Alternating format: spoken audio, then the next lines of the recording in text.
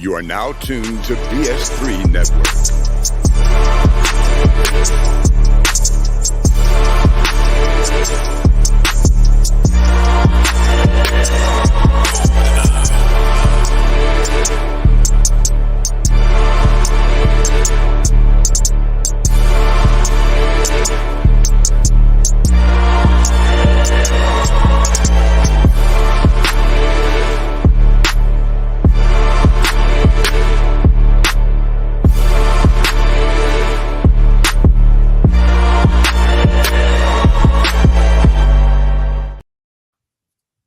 All right, welcome to the Fourcast. We review movies, films, documentaries in a completely different way, 4 different perspectives. Right now, it is the 2cast. Doc right now is in Arizona at Super Bowl week, so he may or may not be able to pop on. Wilkes should be on shortly, but it is myself, Ben BS3, and the one and only H-Rap B in the library. What's going on? I'm good, man. What's good? Let's get this popping. Yeah. All right, so I'll just say this. This was perfect for the forecast. You know, it seemed like these past couple of weeks, and A-Trap recommended quite a few of these that we've been really hitting the stride in some films and documentaries that were perfect for what we do. So this was another one that was really right up the alley, man. Just really went through the films of the 70s for Black films, Black exploitation. It just really dived into a lot of different films and documentaries that we've actually done, which I thought, I was proud of us that, some of these we've reviewed, thanks to our suggestions and our thoughts. So we'll be doing tonight, Is That Black Enough for You? And this is on Netflix. I would highly suggest you watch it. Obviously, if you have Netflix or you got somebody with a Netflix account, you know what to do. But Netflix is planning on shutting that down real soon, so you better get in and watch it as soon as possible. I mean, what they gonna do? That's crazy. They need to stop. They about to do everything they can. Okay. But yeah, I don't think. Like me and my children. We know what we doing. Me and my children, we got the same Apple account. We share an account. We share the same Apple IDs. How they gonna say we don't live together? Yeah. Now, YouTube TV, they know, because my sister has a YouTube TV. And I was using hers for a minute, and it was like, whoa, the main account is in Georgia, and you're in Texas. Something's not right here. So eventually, they sniffed it out, but I don't think Netflix. I'm visiting. I'm a traveling salesman. You can't stop. Yeah. The hustle never stops. You can't stop the hustle. You can't do it. Golden Brooks in the building. Thank you for tuning in. Living a life like it's golden. So, yeah, man, Is It Black Enough for You? Film critic Elvis Mitchell examines the craft and power of African-American films released from the landmark era of the 1970s. I'm going to just say black. I don't really like saying African-American because it's not really true. It's more so a term that someone gave us. But anyway, came out 2022. Shout out to Big Illinois. What are you going to say? No, I was just saying, Reverend Jackson. Oh, yeah. Reverend Jackson. Yeah. Jesse, you're right. You're nasty. Jesse. Jesse,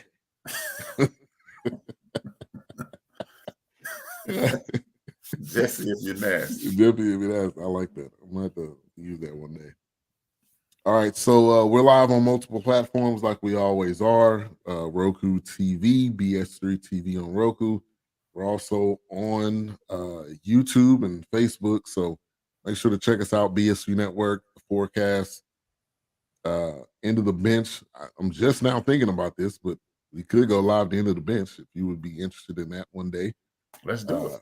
Yeah, just dawned on me right now, so my bad. I should have said that a long time ago. It's all good.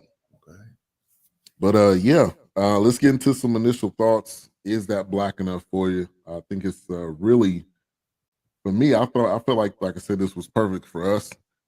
I feel like it was a tad long, but I get what he was trying to do because he was taking you through a journey of movies, like I said, throughout the 70s.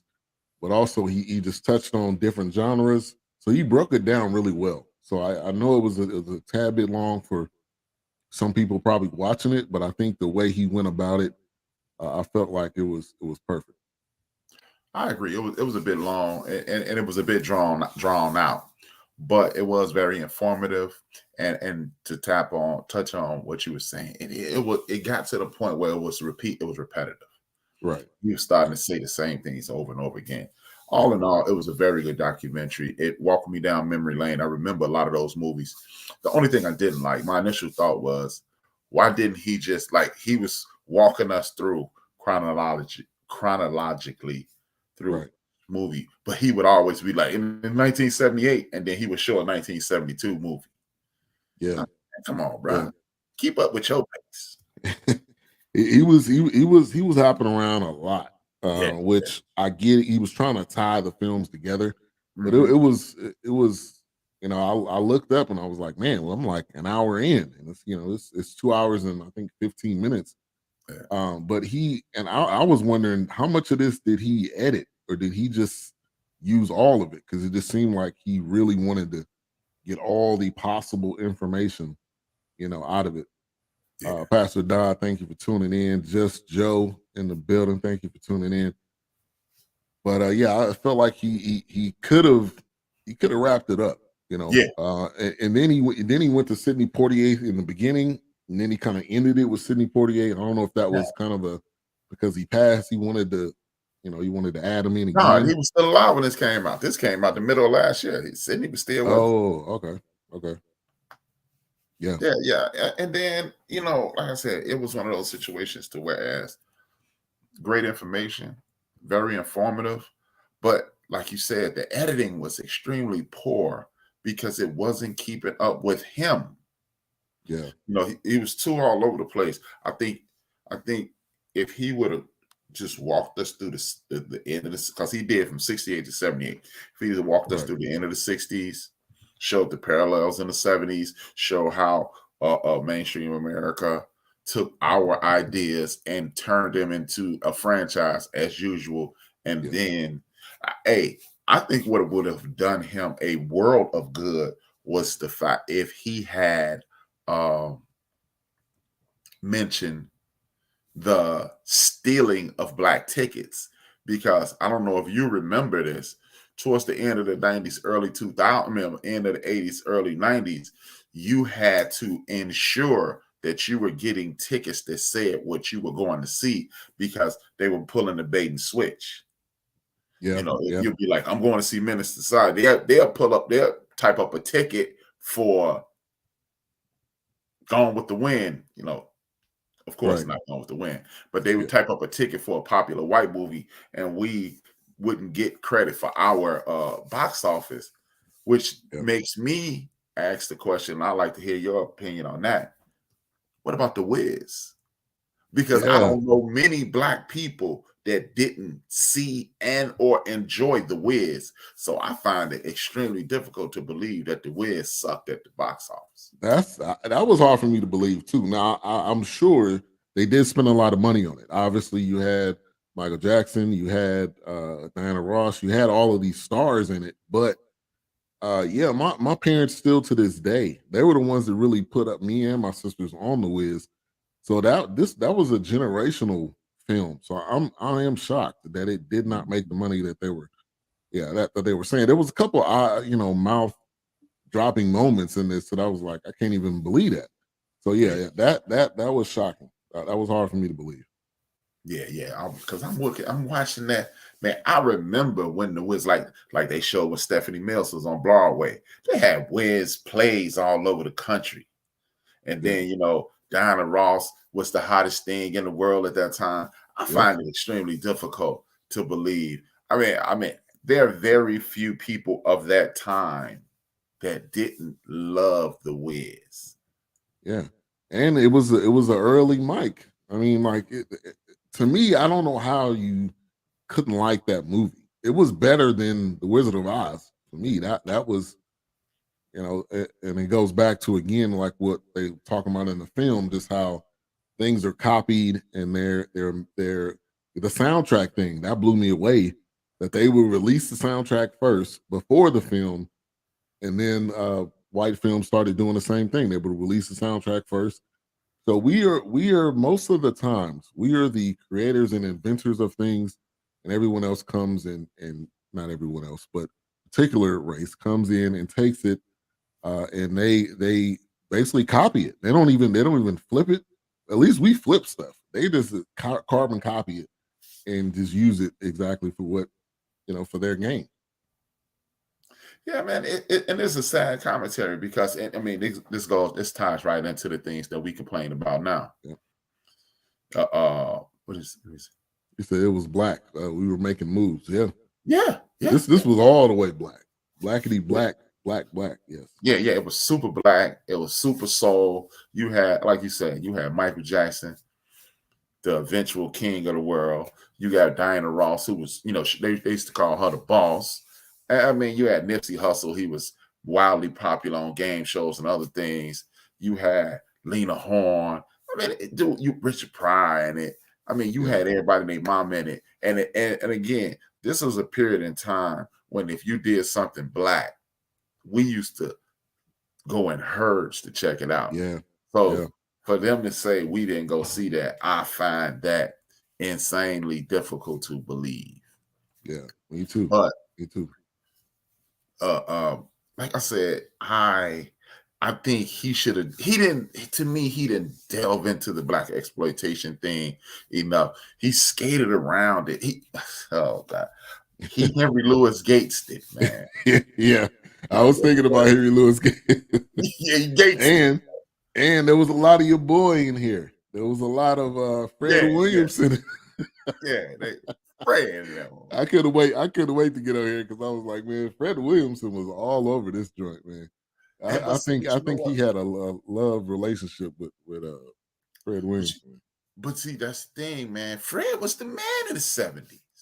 Fred was and see, that's another thing, man, that Cotton Goes to Harlem. Gravedigger Jones and my man, I can't think of the other man. He didn't get into it deep enough, man. And Godfrey Cambridge, dude, it's a lot. This dude didn't bring up Black Belt Jones. This dude didn't bring up Chuck Turner. It was a lot of movies that cats my age and older, we used to really get into them joints. And it was like, you ain't even touch it, man. And it was he Henry Louis Gates it, for lack of a better term. And that's what took away from this. It was informative what it took away from it. Yeah, and I think it was more quality over quantity. It seemed like he just wanted to dump so many films in there, which was good. But I think maybe just highlight a certain number. I can't even say how many films he went over because it seemed like it was so many. Yeah, it was so quick and back to back to back to back. It was hard. It was kind of hard to keep up at times.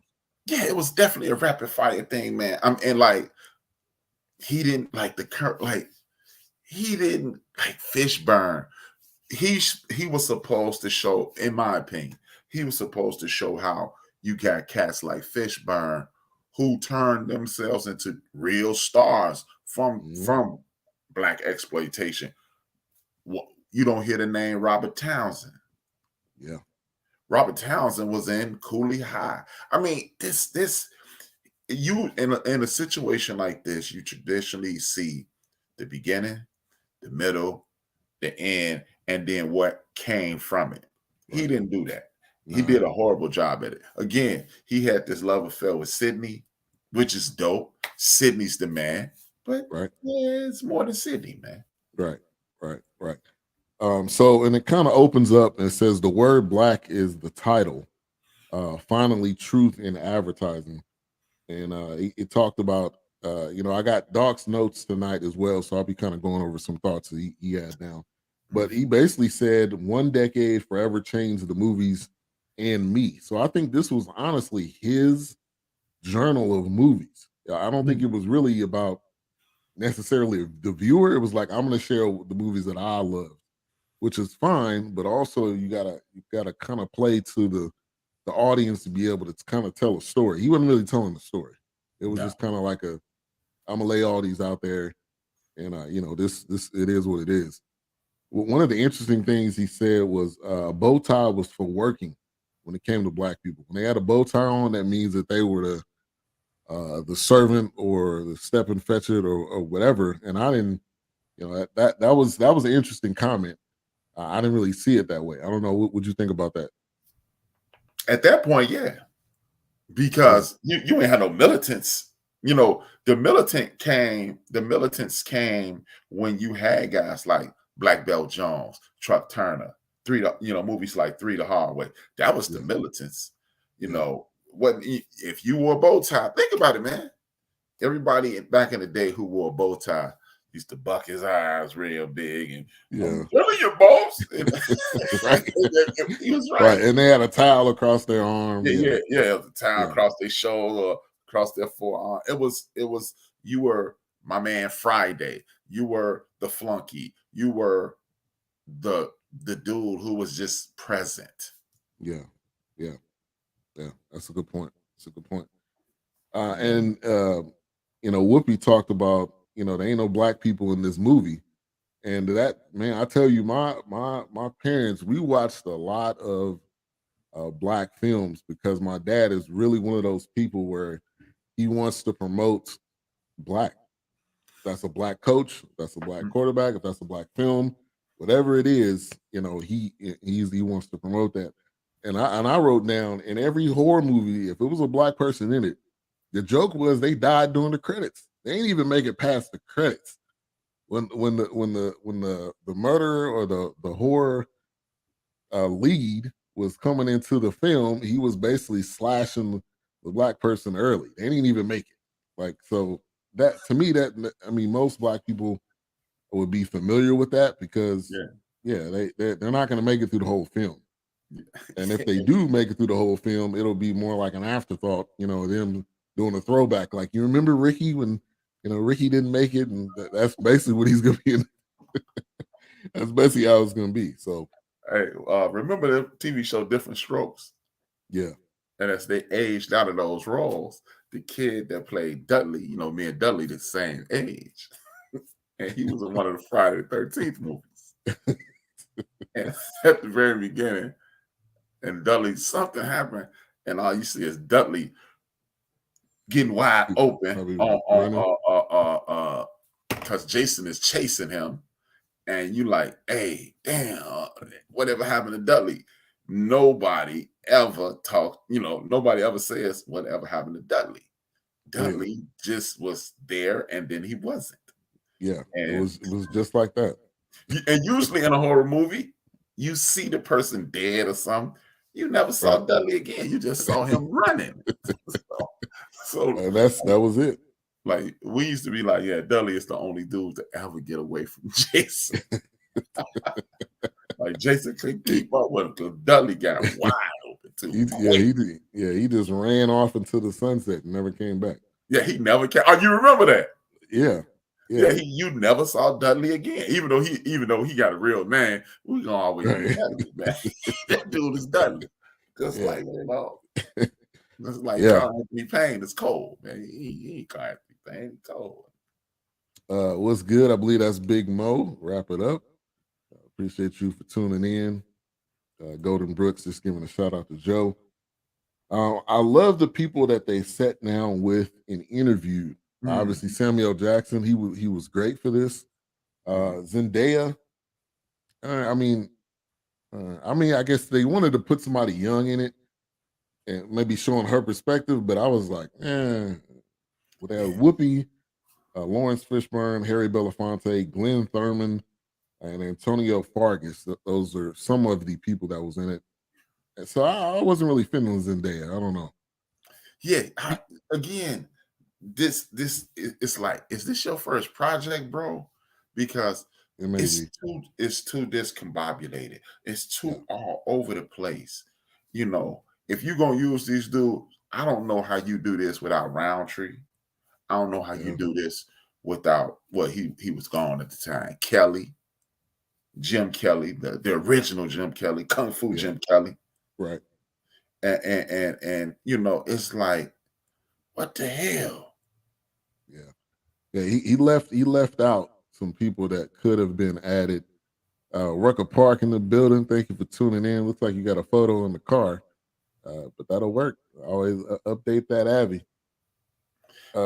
Yeah, yeah. He left people out, and so Harry Belafonte, which I thought this was interesting. Mhm. He said he turned down movies during 1959 to 1970 because it didn't represent Black people well. Mhm. And Sidney Poitier took, I don't know, one or some of those roles. So it seemed like they had a little bit of a beef, back in the day. I don't know Yeah. if they've squashed that and probably talked it out at this point. But Yeah, give me your thoughts on that. I've heard about the disagreements that they've had, and people questioning Sydney, and I've even heard things about Bill and Sydney, that Bill told Sydney he would be the jokester and you could be the straight man kind of deal, so Mhm. he could maintain a certain level of elegance and things of that nature. So it's an age old situation in our community, whereas people are going to say what they're gonna say and look at you crazy and be like, hey man, blah blah blah. You shouldn't have done XYZ, or I shouldn't have done XYZ, or whatever. So Yeah. it's just one of those things, man. I mean, that I speak on it frequently on the end of the bench. This civil war that's going on in our community is never ending. Yeah. Yeah. Shout out to Snowman in the morning. Thank you for tuning in. 7 a.m. Monday through Friday on BS3 TV. Make sure to check that out. Yeah, and I think really it comes down to the person. What was Sidney Poitier going through during that time? Did he have a family to feed? Did he want to just use this to get in the door?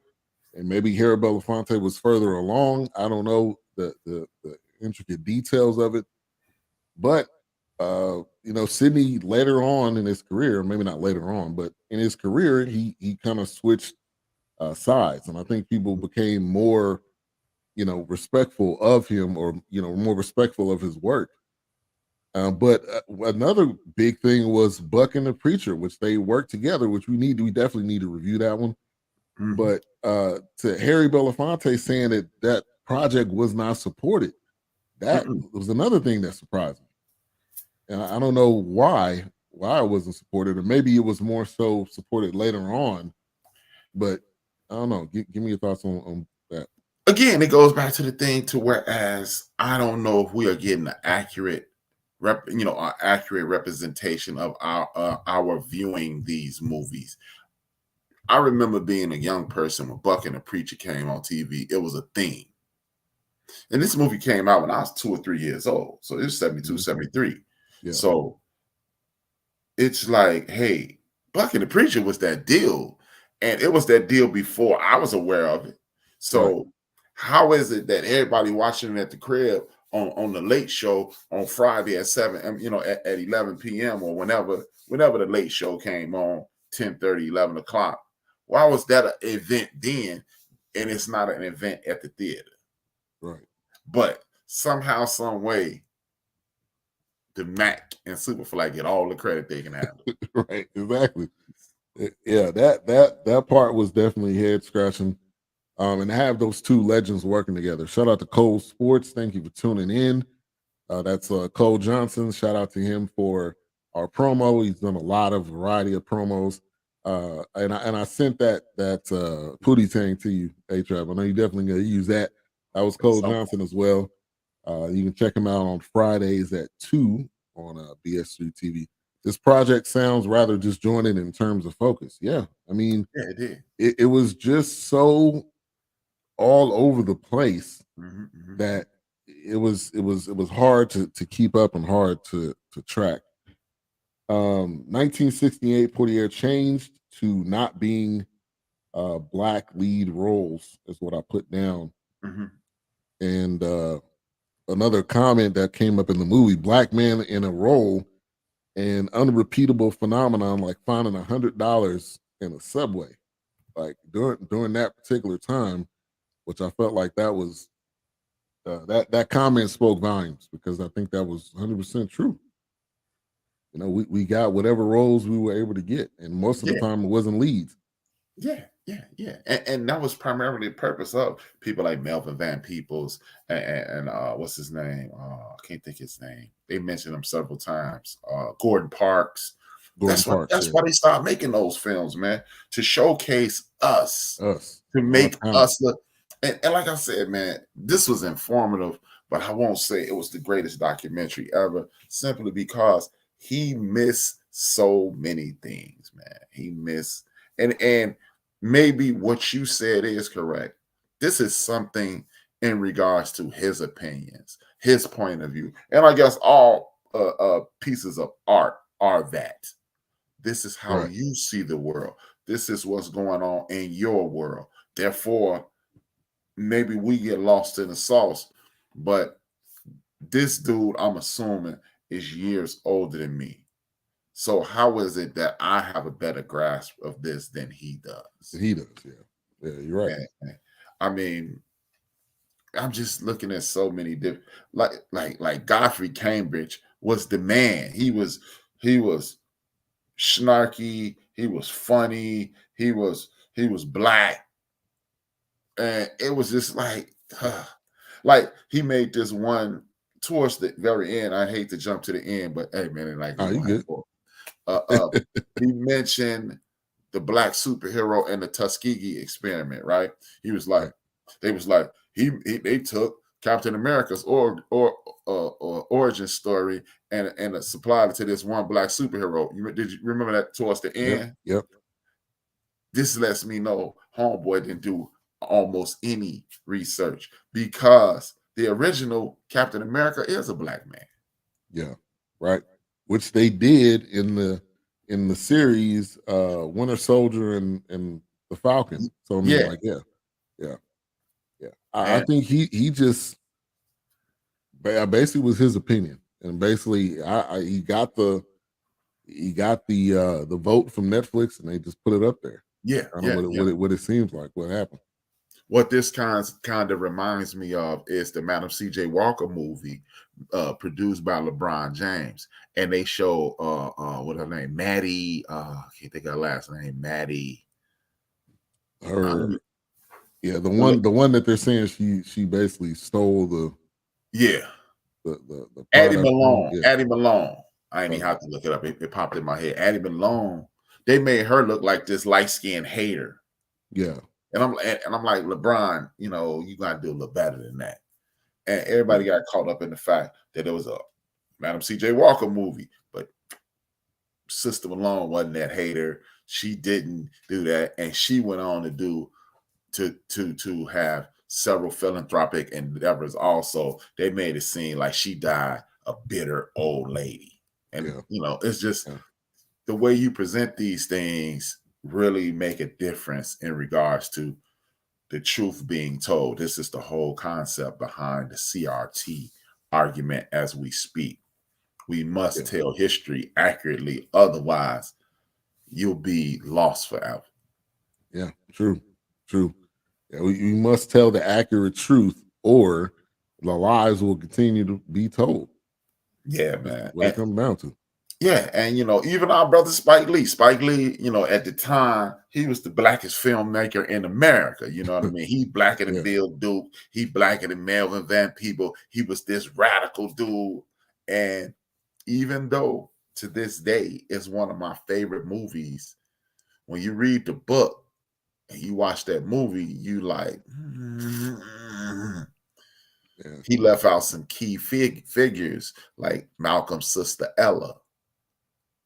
She was paramount in his development.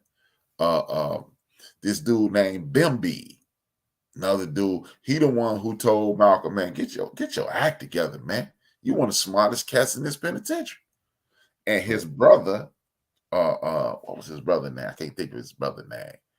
Filbert. Filbert was a dude who turned him on to the Nation of Islam. And I understand for creative purposes, you have to condense certain things, but you can't tell the Malcolm X story without talking about Ella. You can't tell, it's just Bimby was extremely important. Bimby was that OG that we always say that is lacking in the community today. So Right. this Right. dude did the same thing. He condensed everything. As long as Train smoked, so you can't say, "Hey man, it wasn't long enough," and then he Right. condensed it and took things out. Yeah. Yeah. And that's a great point with Malcolm X. I think we get into, or filmmakers get into this, it has to be entertaining. So in order for it to be entertaining, you got to leave some stuff out. And that's where that based on a true story kind of thing comes in. It's going to be more of a theatrical film than it is really going to be 100% the truth. Right. And same thing with, with any film that's out. Till, which that was based on a true story. I'm sure they probably left some things out, maybe left some details out. So yeah. So in most of these films, they're gonna have Malcolm X, not Malcolm X, excuse me, Martin Luther King, was they talked about his death in 1968 and how that excuse me, kind of changed the trajectory of some of the films that were coming out. So I felt like that was good to see. And in most things we've done that's anything to do with the 70s, is gonna have MLK's death in it. Because I think that influenced music, film, everything.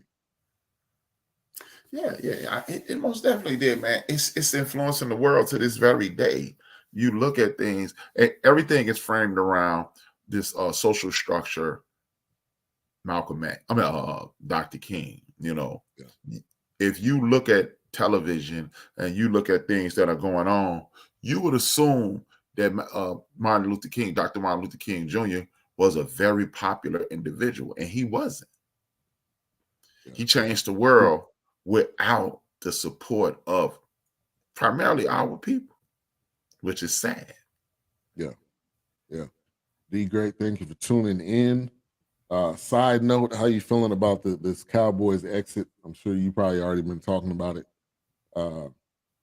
Chief in the building. The Cowboys exit? Yeah, the Cowboys didn't. I mean, they got knocked out of the playoffs. It was a couple weeks ago. Yeah, yeah. Cool McCain, thank you for tuning in, man.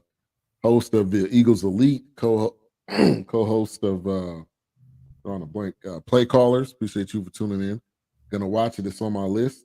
I would definitely recommend watching it. Give it probably an hour.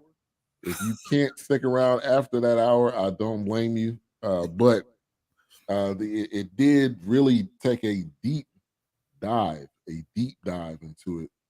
He said, "Men, let it go." Maybe talk about the Cowboys. Yeah, yeah. All right, so Isaac Hayes, which got his first break on a Western. Now, I'm sure he was probably making music before then, but that's when he got his I guess movie score break. Did you know that on that particular Not at all. Western? Not at all. I didn't know that either. Yeah, and that's where the nuggets. There was a lot of nuggets in it, but I think it was so overcrowded with so many movies. The nuggets kind of got watered down a little bit because there was so much other stuff that was going on. Yeah, man. It's and again, man, he, like, as you stated, this dude was giving us, it was just like he opened the faucet and let things run out. And it wasn't making sense. It was no cohesiveness to it. It was informative. It was impactful at times, but it just didn't have any rhyme or reason. And when you don't have rhyme or reason, you get people lost. And I believe, if properly put together, that 2 hours seems like 45 minutes. Right, exactly. It really could have been an hour if you limited. All right, we got Wilkes in the building. How you doing, sir? Everything good with the car? I can't hear you. Can't.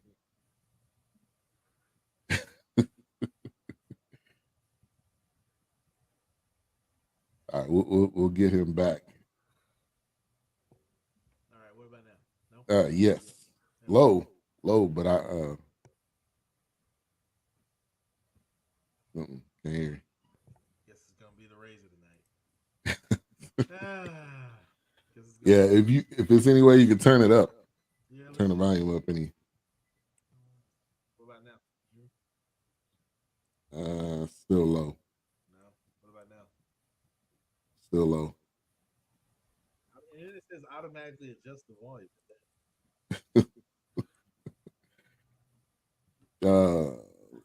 Let's get to some comments. Cole says Isaac Hayes' first score wasn't Shaft. That's cool to know. Now, was that the score, or was that just the song in the movie? Yeah, that was the song in the movie. He had the title track. Yeah, so it wasn't necessarily the score. Wilkes. Can you hear me? No. Yeah, we can hear you, but it's low. Yeah. All right. Let me leave. I'll be back. All right. But yeah, that was his first kind of break in a film, and it was a Western. I didn't get the name of it. I did not get the name of it, but yeah, I thought that was dope. He said, "I see Lil King Dark ain't on tonight. You must be in the pool in Arizona." He's probably sitting in a press conference right now. Hopefully, the Chiefs or the other teams press conference. They said Wilkes must have been on house arrest. I see you, Chief. I see you, Chief. With the jokes. So Robert Downey Sr. was a director. I did not know that. I knew his dad was somehow involved in films, but I didn't know he was a director. Was that something that you knew? I knew about that, but you know what it meant? It had absolutely, positively nothing to do. All right. Can you hear me? Yes. I had to, it's weird. I don't know what happened. It was, I don't know. The camera wasn't that. Sorry. Well, you good. You good. You came in perfect timing as we're talking about, obviously, is this black enough? And it seemed like it was just all over the place. Black enough or is it long enough? Which one? Which one is it? Did you feel like this film was all over the place? Yeah, I did. At you know, I have to say when it started, it had me hooked because I grew up watching these. Of course, this is way out of my time. You know, this would have been around my parents and maybe A-Trap's wheelhouse. So for these characters, they were definitely heroes. You know, and kind of like we've always heard, you know, we finally see ourselves on the big screen, or we see one of us on the big screen, and you know, it's kind of like you know, you made it on the Johnny Carson show. Like if you made it on Johnny Carson, like we doing it. So yeah, I mean, it had promise, but I didn't realize it was so long because I did start it a few months ago, and I realized I guess I was only 30 seconds in, but it just seemed long at points.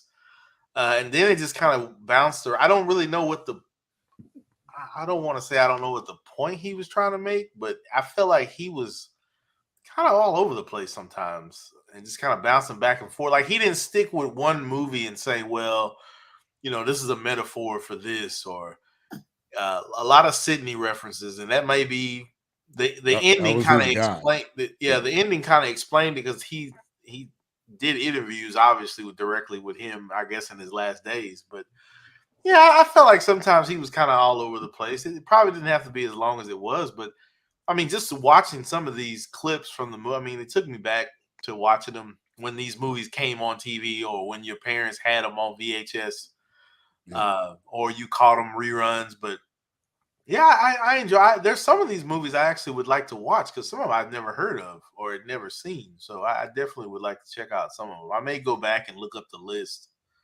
to see what's what and what kind of grabs me. But yeah, no, definitely with the Rocky one. I know I'm jumping ahead, but the Rocky one where that one I was never really heard that. It wasn't from the Stallone movie. That had been done before from Joe Frazier.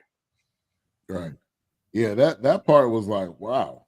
I never heard it in that way. At all. But it does make sense that, you know, things are taken and used in different forms. I mean, that's films, period. Yeah. Cole says Robert Downey Sr.'s films were weird. Woody Allen-esque. Oh, a bit. bit. Yeah, and that was a tie to Tropic Thunder. I don't know. Tropic Thunder had Yeah. some. That's where that character came voiceover. from. Yeah, I guess that voiceover that he did for the character he had, and so I guess Robbie Downey was using that kind of like, well, my dad did it for the movie back in the '60s, you know. So he sounded just like him. They had the same voice. I was like, geez. Yeah, man. You know, anytime I hear Robert, anytime I think about Robert Downey, I think about Junior, and I think about In Less Than Zero when he walked in that room and they had it on the wall. Julian gives good head, and then he turned into a crackhead for real. He did. I can never think of him without thinking Julian gives good head. You can't think any differently. Yeah, Right. Yeah, So I think Julian, Iron Man saved his career, man. for y'all. can't erase that. No. Anytime they put it out there that you give good head and you a dude. Yeah. Yeah, that's right. Yeah. As the kids say, cringe, man. Cringe. Yeah.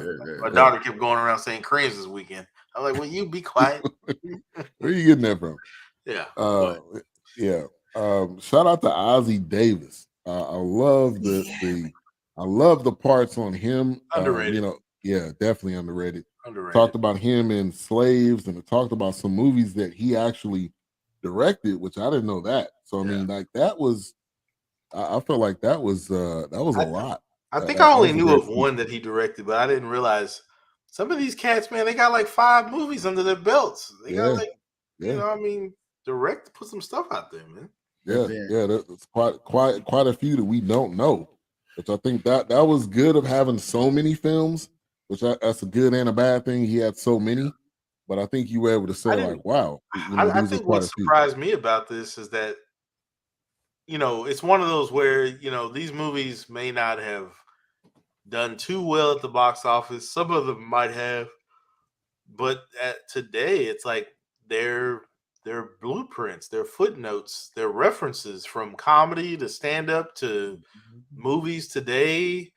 You know, just like that Billy D movie, Hit. I need to watch that.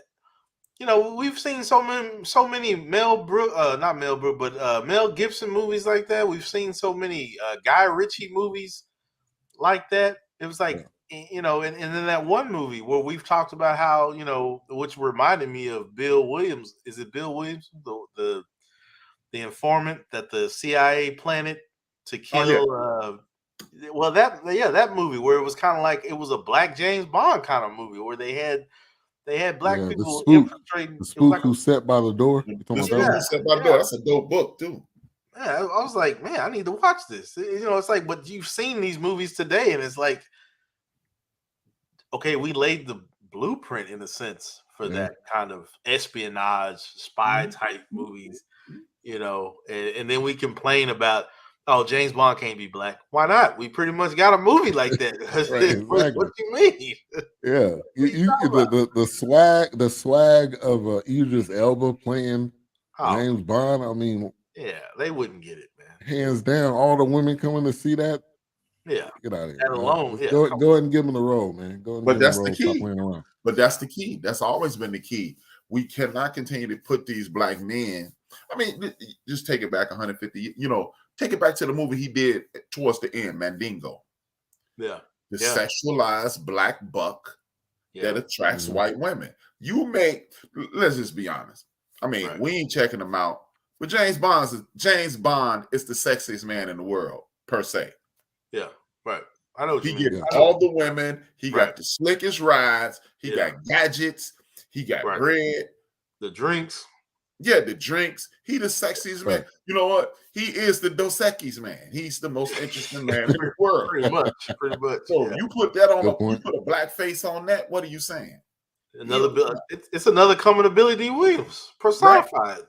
Right. Whoever you make the black James Bond, even if it's not Idris Elba. Right.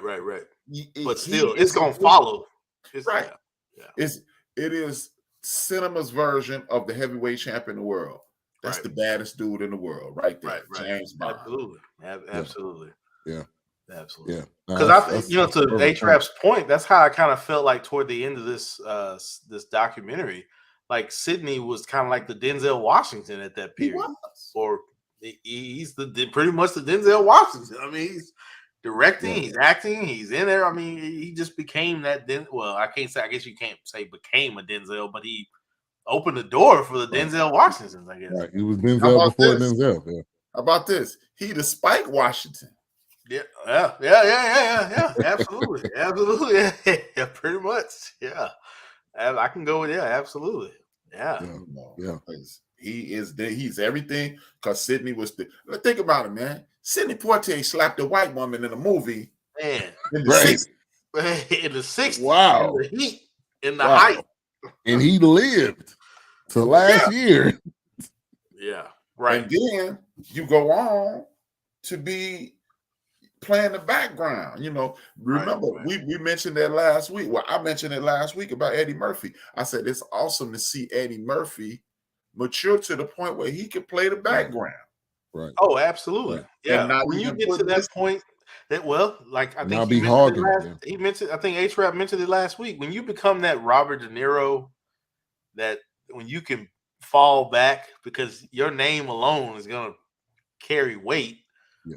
There at that moment, you're in a moment where, I'm just going to step back and let these young actors or even some seasoned actors, not as seasoned as me, but I'm just going to fall back and be the supporting cast because I've been here. I've done all this. So I'm just here to, offer my 2 cents or whatever and make this thing happen pretty much. And I picked that up immediately with Eddie Murphy. Even when he walked into that restaurant with that shirt on. Yeah. You could tell this was an Eddie Murphy, like, man, I'm back. I've done this. I haven't really left. I've been doing this. To me, this is like going to sleep and waking up. Like it's nothing. Yeah. It's second nature. Yeah, it's nothing. Yeah. I'm sure like telling that Farrakhan story.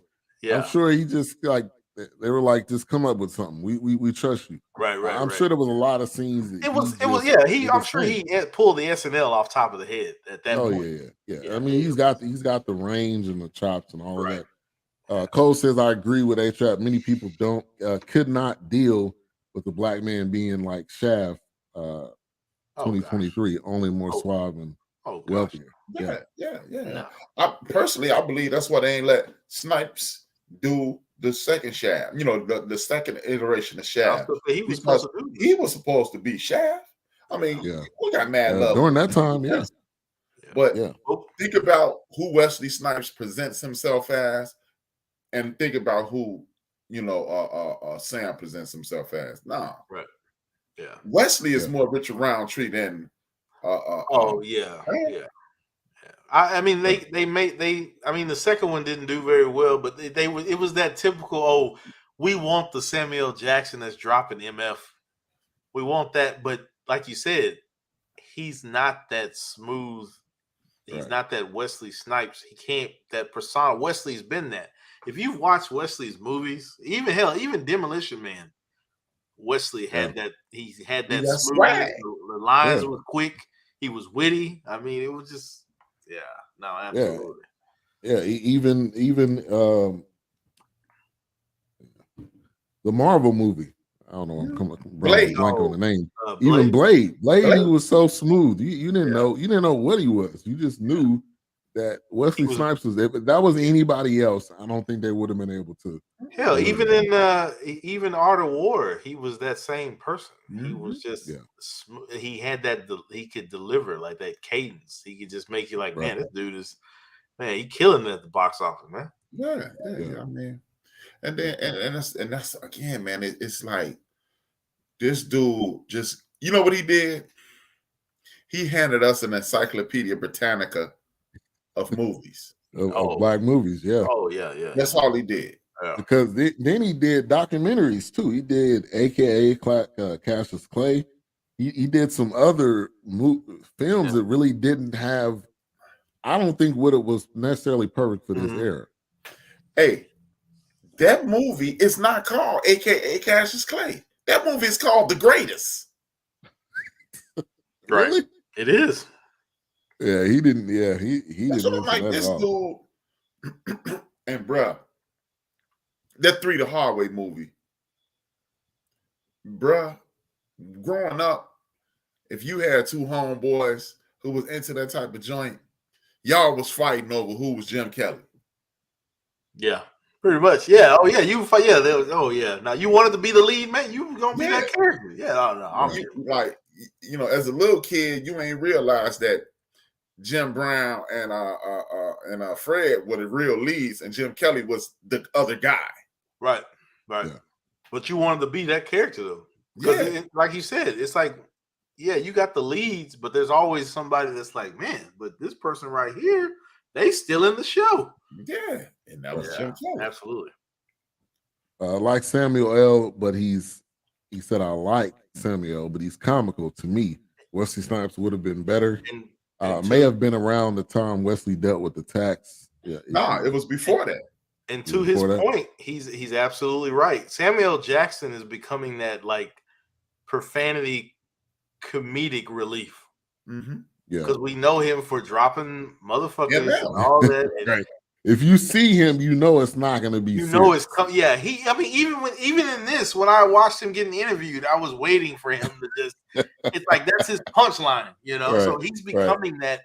Yeah. But the funny thing is, when I watch him, and I've watched his movies that are kind of like Jackie Brown and Pulp Fiction, he bleeds that era, that 60s, that 70s. Yeah. He's acting like those characters. Like he's pulling from those movies, like Coffee and Shaft and maybe Uptown Saturday Night, but Hill and Harlem and stuff like he's pulling from those movies. And to further affirm Wilkes' point, y'all know in Snakes in the Plane, that one scene was not, when they ended the movie, that wasn't in it. And they were like, he didn't do it. And so they went and re-recorded just that scene. So this week can say that. These snakes on this plane. He's become that. He's become that profanity king of comedy, pretty much. Right. Like, and that was a movie. If you guys have seen The Kingsman, I think it was the first one. Oh yeah, he was the villain. That was a little bit. He was funny, but that wasn't Samuel L. Well, he was in an independent movie, which I love the hell out of. I think it's called Formula 57 or Formula 51. Yep. I think it's Formula 51. Mm-hmm. But he's a villain in that too. He's a drug dealer, but in a sense, it's crazy, man. Like he's got like the formula in his head to this. In a sense, it was like ecstasy back then. Yeah. But him selling it to like the highest bidder. But I love the hell out of that movie because it was a different Samuel Jackson from what I was used to. What we're used to seeing. Yeah. Right. But Formula 51, that was an interesting movie. It was an independent. It was a British movie, but it was good. Yeah. Man, Melvin. Oh, go ahead. And see, that's what I'm saying about this, man. I'm not even really into black exploitation, but and this is gonna make me sound ridiculously arrogant, but I could have done a better movie than this. Seriously, I don't think you're wrong in saying that. I mean, this literally felt like, I mean, look at the way it ended. It ended with Sidney Poitier, and it just went off like it was. I was like, is it over? That's it. And Wilkes, this is what we said before you came on. It was basically a diary of his movies that he liked. That's the sense that I got. It wasn't I'm trying to take you through a story. Yeah. I'm just gonna take you through the films that I liked and how those films connected to the films I researched. Right. Yeah, I can see that. Because how do you highlight Richard Pryor? You got Cleavon Jones. Yeah. You highlight Richard Pryor. You don't mention that Richard Pryor co-wrote Blazing Saddles. Don't mention Which Way Is Up. Yeah. You don't mention. You barely mention Buck and the Preacher. Yeah. Yeah. You don't mention a piece of the action. You don't. You don't mention. He does not mention Let's Do It Again. Until the end, where he's trying to hypnotize. What's his name? I can't think of his name, but he's trying to hypnotize. What's his name in the bed? Yeah, I was like, Yeah. come on, man. It's like, Good- yeah. Good Hell, question. you didn't even mention the Bill Cosby movie. What was it? Is it up? It was not Uptown Saturday Night. What's Uptown the other- Saturday night. Let's do it Uptown again. Saturday Night. Yeah, let's do it Yeah, again. Bill Cosby was an afterthought. He didn't really touch on him at all. Didn't Yeah, really? you Yeah, know. and Bill Cosby was in a lot of notable movies. Yeah. Yeah, during that era. Think about Cole, it, so man. Cole, have you seen this? Because you really this question, yes, he did touch on Melvin Van Peebles yeah, quite quite a a bit. Barely. A little bit, caught a bit, but then it was it after that. I mean, Gordon Parks, he touched on him. Sig I think Shore, he mentioned one. You mentioned A little Sig bit. Shore, but it was Yeah. just because Sig Shore did Oh gosh, I literally just saw it. Wasn't it? yeah, he did. dude. Superfly. Was it Two-Fly? Yeah. That was his. I was thinking Dolomite. I mean, not Dolomite. The Mac, but that was. Yeah, it was the Mac. It was the Mac. Yeah. The same And thing. Rudy Superfly. Ray But Moore, it was pretty much the same thing. he Yeah, that's what I'm didn't saying. really touch on that. He didn't touch on He didn't Rudy really Ray Yeah, touch Moore on he only showed a snippet of Rudy Moore when he was taking his shirt I off. mean, That, you know, Yeah. you Superfly. Yeah. cannot talk about the 70s without talking about Rudy Ray Moore. oh Yeah. yeah. You know, Petey Wheatstraw, the devil's son-in-law, Dolomite. You know, There was no Flip Wilson there reference. was no Flip Wilson in this. And it's like, dude, And you barely saw Red Fox, and that was when he was acting in that movie. Yeah. when it was Cotton He Comes didn't Out, even say his name. It never was just said you his seen him. name. Yeah, you Right. just seen him in that. Oh, it is movie, but that Superfly. was He it. said Super. Yeah, I It's thought Superfly, okay. I thought Yeah. it was. That's why I said I thought it was Dolomite, but That's why I it's said Superfly. Perm, dude. I couldn't think of his name. Yeah, it's Superfly. Yeah, and so speaking of Superfly, a good kind of segue. Curtis Mayfield, man, this dude, I did not know that dude is a legend. 5 soundtracks. He released soundtracks before the movie. And that was Melvin Van Peebles and Curtis Mayfield were the ones that kind of initiated that. That got the buzz for the movie. Yeah, I mean, it's genius. And we reviewed one or two of his movies. Claudine, which was one of the soundtracks he did. He also did Superfly. Mhm. But Superfly, they really went into, we don't want this film to be in theaters because of what it displays. And excuse me, O'Neill was basically saying, we just showing the real, what it really is. Mhm. And I felt like that goes with music, film, and a lot of different things. We don't like what we're seeing, but they're showing you what really happens. And you know what the sad part was? You don't do the Bill Cosby joints. You don't mention Red Fox. You don't mention Flip Wilson, but you mention Gordon from Sesame Street. Oh man, yeah, right. That one. I mean, and was that really his? I mean, nothing's really significant there. Like H-Rap said, like you mentioned that. Yeah. And you And talk he about said how Gordon played a pimp. impactful. That was his whole point. Gordon played a pimp before he was on Sesame Street. I mean, and you talk about how impactful Pam Grier was, but you only mentioned Coffee. You didn't talk about how she took over the action role in like Foxy Brown. You didn't mention Big Bad Mama. Big Bad Mama. Yeah, I was gonna say, yeah, that was he showed one clip of that, and that was it when she shot the chain. That Got was the it. chain. Yeah, I was like, yeah, I don't know. It was just, and like Ben said, and I didn't catch that until Ben mentioned it. It just seemed like a diary of the movies he liked. You kept touching on that terrible Blackula movie, and I was like, bro, this movie is straight garbage, bro. Stop. Yeah. He loved a lot of interesting Trash movies. Trash. Yes. Yeah, keep it real. Keep it real. Curtis Mayfield was amazing with soundtracks. He was. That's a shame. Pam Grier was one of the biggest stars in that era. Now he did say He barely touched on her. He did say that she was one of the 4 women that was successful in film. I think the other 2 was was it Linda it's the oh gosh. The ladies of Diamonds today. Are Forever. What's that? Right? I can't think of the lady's name. We said one lady was named Barbara and the other one's named Liz or something like Liz. Yeah, that's what he said. Yeah. But yeah, 7 groundbreaking films. I don't think he actually said all that. of them. Golden, it was trash, hot Yeah. trash, Hot garbage. Yeah. Yeah, I don't. That's a So good point. yeah, so it was. He didn't. I think he could have done more with less. I Yeah. think he could have really condensed this down to an hour. Maybe hit the major films in that era. Oh, another. He didn't even mention Ruby D. He only mentioned Ozzy. That was it. Yeah, true. Shout out to Travelmatic. Thank you for tuning in. Make sure to subscribe there. She just passed, I think last year. Was it last year? Diane Carroll. Diane Carroll, but no, oh gosh, I can't think of her name.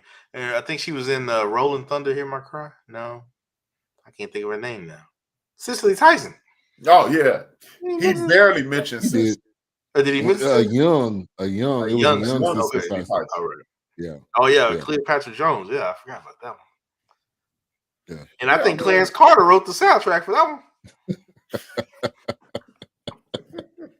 one. Clarence Carter, thank you, Clarence Carter. I mean, stroking. Yeah. Yeah, man, it was just a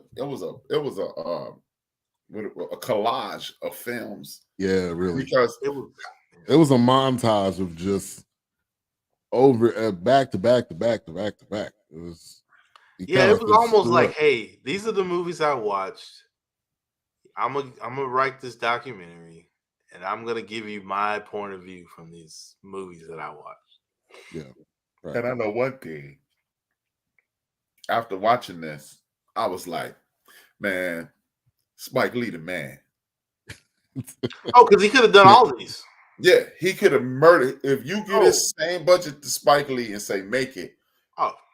This would have been epic. It wouldn't even be, it wouldn't have been a question. Yeah. If he redid Coffee and Shaft, Buck and the Preacher, I mean, no, he would have. No. I mean, this documentary.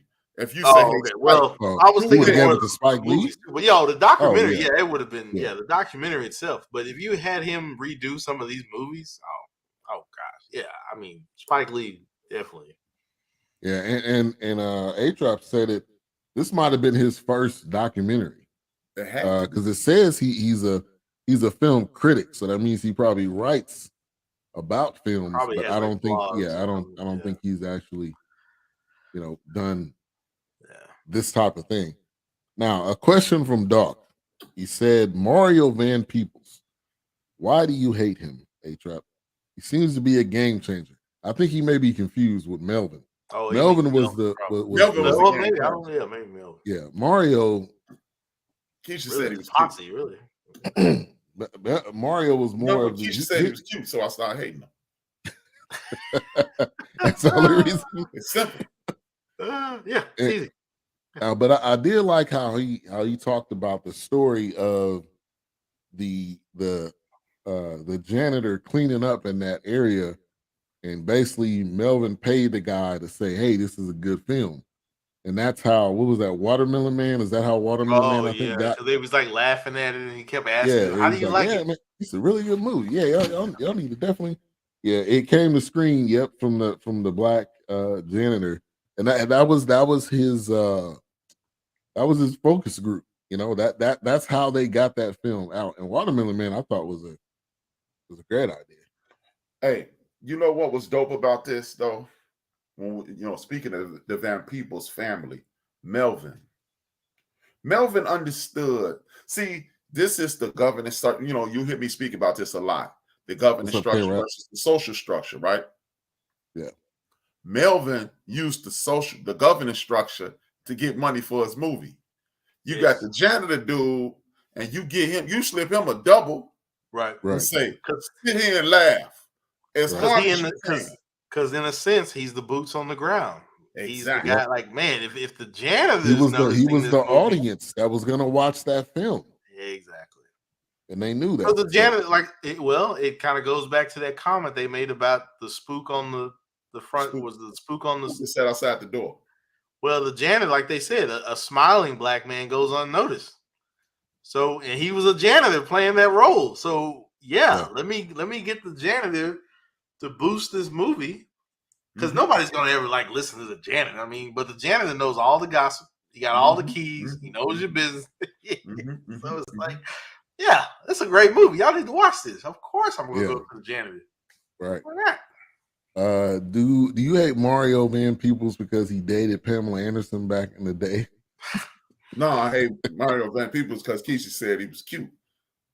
Yeah, this is why right here. Right? Oh, that I miss Marvin Van Peebles. I mean, every day I got to prove my love. But I thought it was great to hear his perspective as a kid watching his dad do his thing. I feel like that was pretty awesome. Yeah, that was pretty. I mean, you know what, man? It just, you know, I'm tripping on Mario Van Peebles, but let's not forget. Let's see, I'm a little older than y'all. I'm a lot older, y'all. Let's be honest. I'm like, you? No, I don't mean it in a condescending. Yeah, I know what you mean. Yeah. Like no, because you got a little bit more step on us. Yeah. But see, this is why, Wilson, I would like to hear your opinion on this. Because you younger than Ben, right? Yes. No, I'm older than Ben. One year older. Okay, well, 82 and he's 81. Well, actually, I still need to hear, because he's old enough to remember when you say black on TV, black in theater, and we went there like herds. Yeah. Okay. Oh, yeah, absolutely. I'm old enough to remember when Mario hit the scene. Mario and Blair Underwood hit the scene as the next dudes. They were in front of Spike. Oh yeah, absolutely. Especially Blair Underwood, because Blair Underwood, when he was on LA Law, he was the next Denzel. He pretty much, no, you're right. Absolutely. I'm old enough to remember when Denzel was on this TV show called St. Elsewhere. He was a doctor. As a doctor, exactly. And I remember him leaving St. Elsewhere, and folks was like, "He gonna be a movie star? I mean, he cute for TV, but he ain't gonna be." That's where he. And check this out. To H-Rap's point, you had, well, if you watch Boy Meets World, but we know him as Knight Rider, the voice of Knight Rider, Kit. When you had him on there, if Denzel's outshining him, yes, we know how popular Knight Rider is. Also, Hasselhoff. Yeah, that's what I'm saying. It's like one of those things. It was like Denzel is bound to blow up, man. And he even had a few more TV, like TV to movies, movies to TV after that. And then he blew up. Then he took off, right? Yeah, he took off. Yeah, Cry Freedom. And then he hit Glory, and then it was it was over. Yeah, and Glory that was it. Oh gosh. But to Will's point, Blair Underwood was supposed to be the next dude. He was supposed to hit LA Law and then take off, but he made the mistake of being in black protests, and they was like, he started turning roles down. He started turning roles. Yeah, I was wondering what happened. So that's what happened. He started. He showed himself to be black. Right. Yeah. Yep. Because he started turning roles that he was like, "Oh no, well, I can't act in that. I ain't doing that." And see, this is the beauty. This is why. And this is the question we want to ask you. And I'm gonna ask you right after I say this. This is why it just boggles the mind how Wilkes. What's the chances on everybody in your family not going to see The Wiz? Oh my gosh. They beat us for that one. Yeah. They cheated us with that. They cheat. Yeah. I couldn't believe The Wiz lost money. Yeah, me too. I was surprised to hear that, because you got Michael Jackson, you got Diana Ross. That's all you need. Two of the big stars. Who else? What? Yeah. Come on, man. Diana Ross was the joint from the 60s. From the Supremes. And then Mike from the Jackson 5, really? And then hold it. Lena Horne was in this movie. Oh yeah, Lena Horne was the fairy godmother. Come on, she was the like Glinda, the good witch. She was the fairy godmother. Yeah, she was the good witch. Yeah. Like, come on. And look, and that's what I'm saying. No, don't tell me that we didn't go support The Wiz. Right. Bruh. I just can't. Yeah, I can't buy that, man. Let me tell you something, man. And Cooley High. Are you? Stop. He talking about Cooley High? What? He Really? gave you this much of Cooley High. Yeah. Come on. Look, He didn't let give me you. tell He you didn't, something. he didn't give you I enough. can't ride Yeah. with some of that. I know my mother used to take me and my sister. She's in the chat room. She used to take us to this movie, ironically, on Harper Court. And that's my mother's married name, Harper. I only remember going. Now, my sisters used to take us to the movie. She used to give us money. I only remember my mother taking us to a few movies. Sparkle, No. The Wiz, and there was one more movie. I can't think of it. But I remember us going to see The Wiz on Harper Court. Oh, absolutely. It was a big deal. You had to go see it. He didn't really touch on Sparkle. Was that in the 70s? Yeah, that's He in didn't the mention 70s. Sparkle. He didn't mention it. Yeah. No, he mentioned it. But remember, all he said was the big sister in Sparkle should have been a star. Like, oh yeah, no, and they only showed like one clip, and it was a they close. just It showed, was look, one giving me image, something you can feel, and that was it. Like, come on, man, you made more headlines with Curtis Mayfield than you did with Sparkle. Right. Come Right. on, son. Yeah, you're right, Cole. Morgan Freeman was an electric company dude Yes, he before was. he started. Yeah. And then he said he was in a movie that he was just in the background. He mentioned it. Yep. He highlighted him in a movie in the background. I can't remember which movie it was. You had Quincy Jones scoring. Oh The yeah, Wiz, and then too. you had Quincy Jones on the My brother soundtrack. watched that movie every 4 months for about 5 years. Man, that to me, that was my parents ingrained in me that was the Wizard of Oz. And then you got the Wizard of Oz you was got, not the Wizard of Oz. The Wiz was. And then you got Diana Ross with a solo. You got Diana Ross with a solo in this movie. What? No, what blew me is when he read the critics' review of The Wiz. Again, governance structure versus social structure. Right. Hey, bro, I don't know a black person from that time that didn't see The Wiz twice. I hated The Wiz, yeah. And if it wasn't significant, they're literally doing live action of The Wiz. Right. What are you talking about, bro? And that's who this guy is, though, because he's a critic. So he probably read that to basically prove his point. If I'm not mistaken, did they not like? I could have sworn, didn't they even reference what Nell Carter? Like they did a Wiz snippet on "Give Me a Break," bro. And she was Dorothy. Hey man, like what's the He's on down the road, what? Man. Can you see a brand new day? Come on, man. What?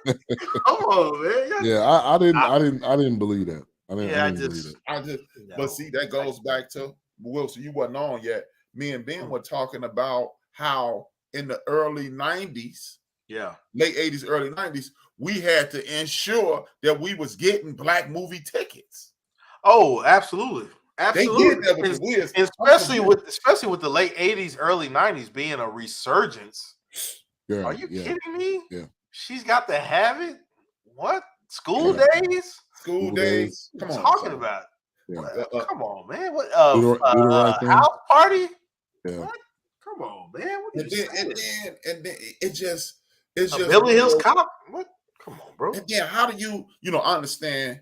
How do you stop in 1979? Because look, just to show you how we bleed into every decade and every situation. Yes. Get this. When he stopped in 1977, pretty much, right? Yeah. Now, 77, a song come out with the Isley Brothers called Fight the Power. Yeah. 10 years later, another song come out with the soundtrack being Fight the Power. Right. Don't tell me Chuck wasn't influenced by Ron Isley and his brothers. Oh, absolutely. Yeah. Absolutely. Come on, man. Absolutely. He said Cole said Brand New Day was written by Luther Vandross. And was that the Luther Vandross when he was the backup singer to David Bowie? Or a backup singer to Patti LaBelle. Yeah, that's what I'm saying.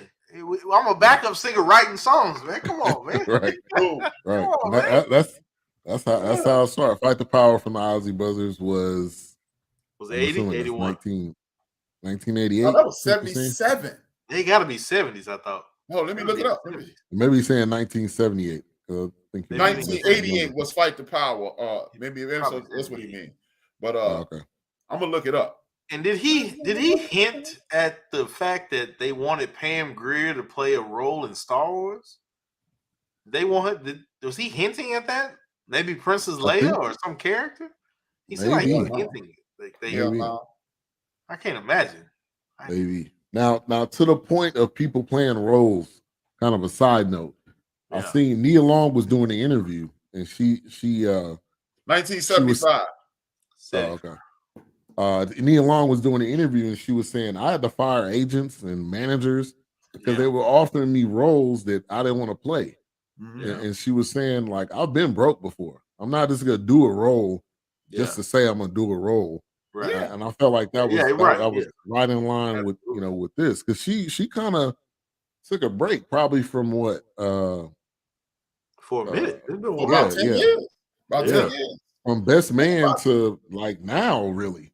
She kind of took a long break. She did like 2 movies. She did like 2 or 3 movies in the last 20 years. And Best Man, I'm counting that as 1 movie. Yeah. And before that, she did You Ain't No Cop, Jay Reed. And that was it. Yeah. That was it after that. Yeah. I Fight the Power. Yeah, was 1975. Yeah. A couple of things I wanted to get to. Female screenwriters have only won Academy Awards twice. The last time was 2017. I felt like that was a huge fact right there. Well, that's when because then they started having that. Well, then it wasn't really black women at that point, but then they started having pretty much a women's resurgence. They were saying hire women writers, but that was probably a few years ago before the pandemic. They were kind of pushing for that. Yeah, they were. That's when they started doing that. Roberta Flack. Okay, Roberta Flack is the person who I recently saw in an interview who said she fired Luther Vandross because he refused to step out. She was like, I had to fire him because he was not gonna go out. Right. She had she had to inadvertently push him. Yeah. Oh, you said she had to fire him so he would go out on his own. Yeah, she was like, he was content being Luther Vandross, and she was like, either her, Roberta, or Stephanie Mills said they fired him and was like, look, dude, and they was talking him, saying, hey, man, she was Nia Long was Charlie's Angel.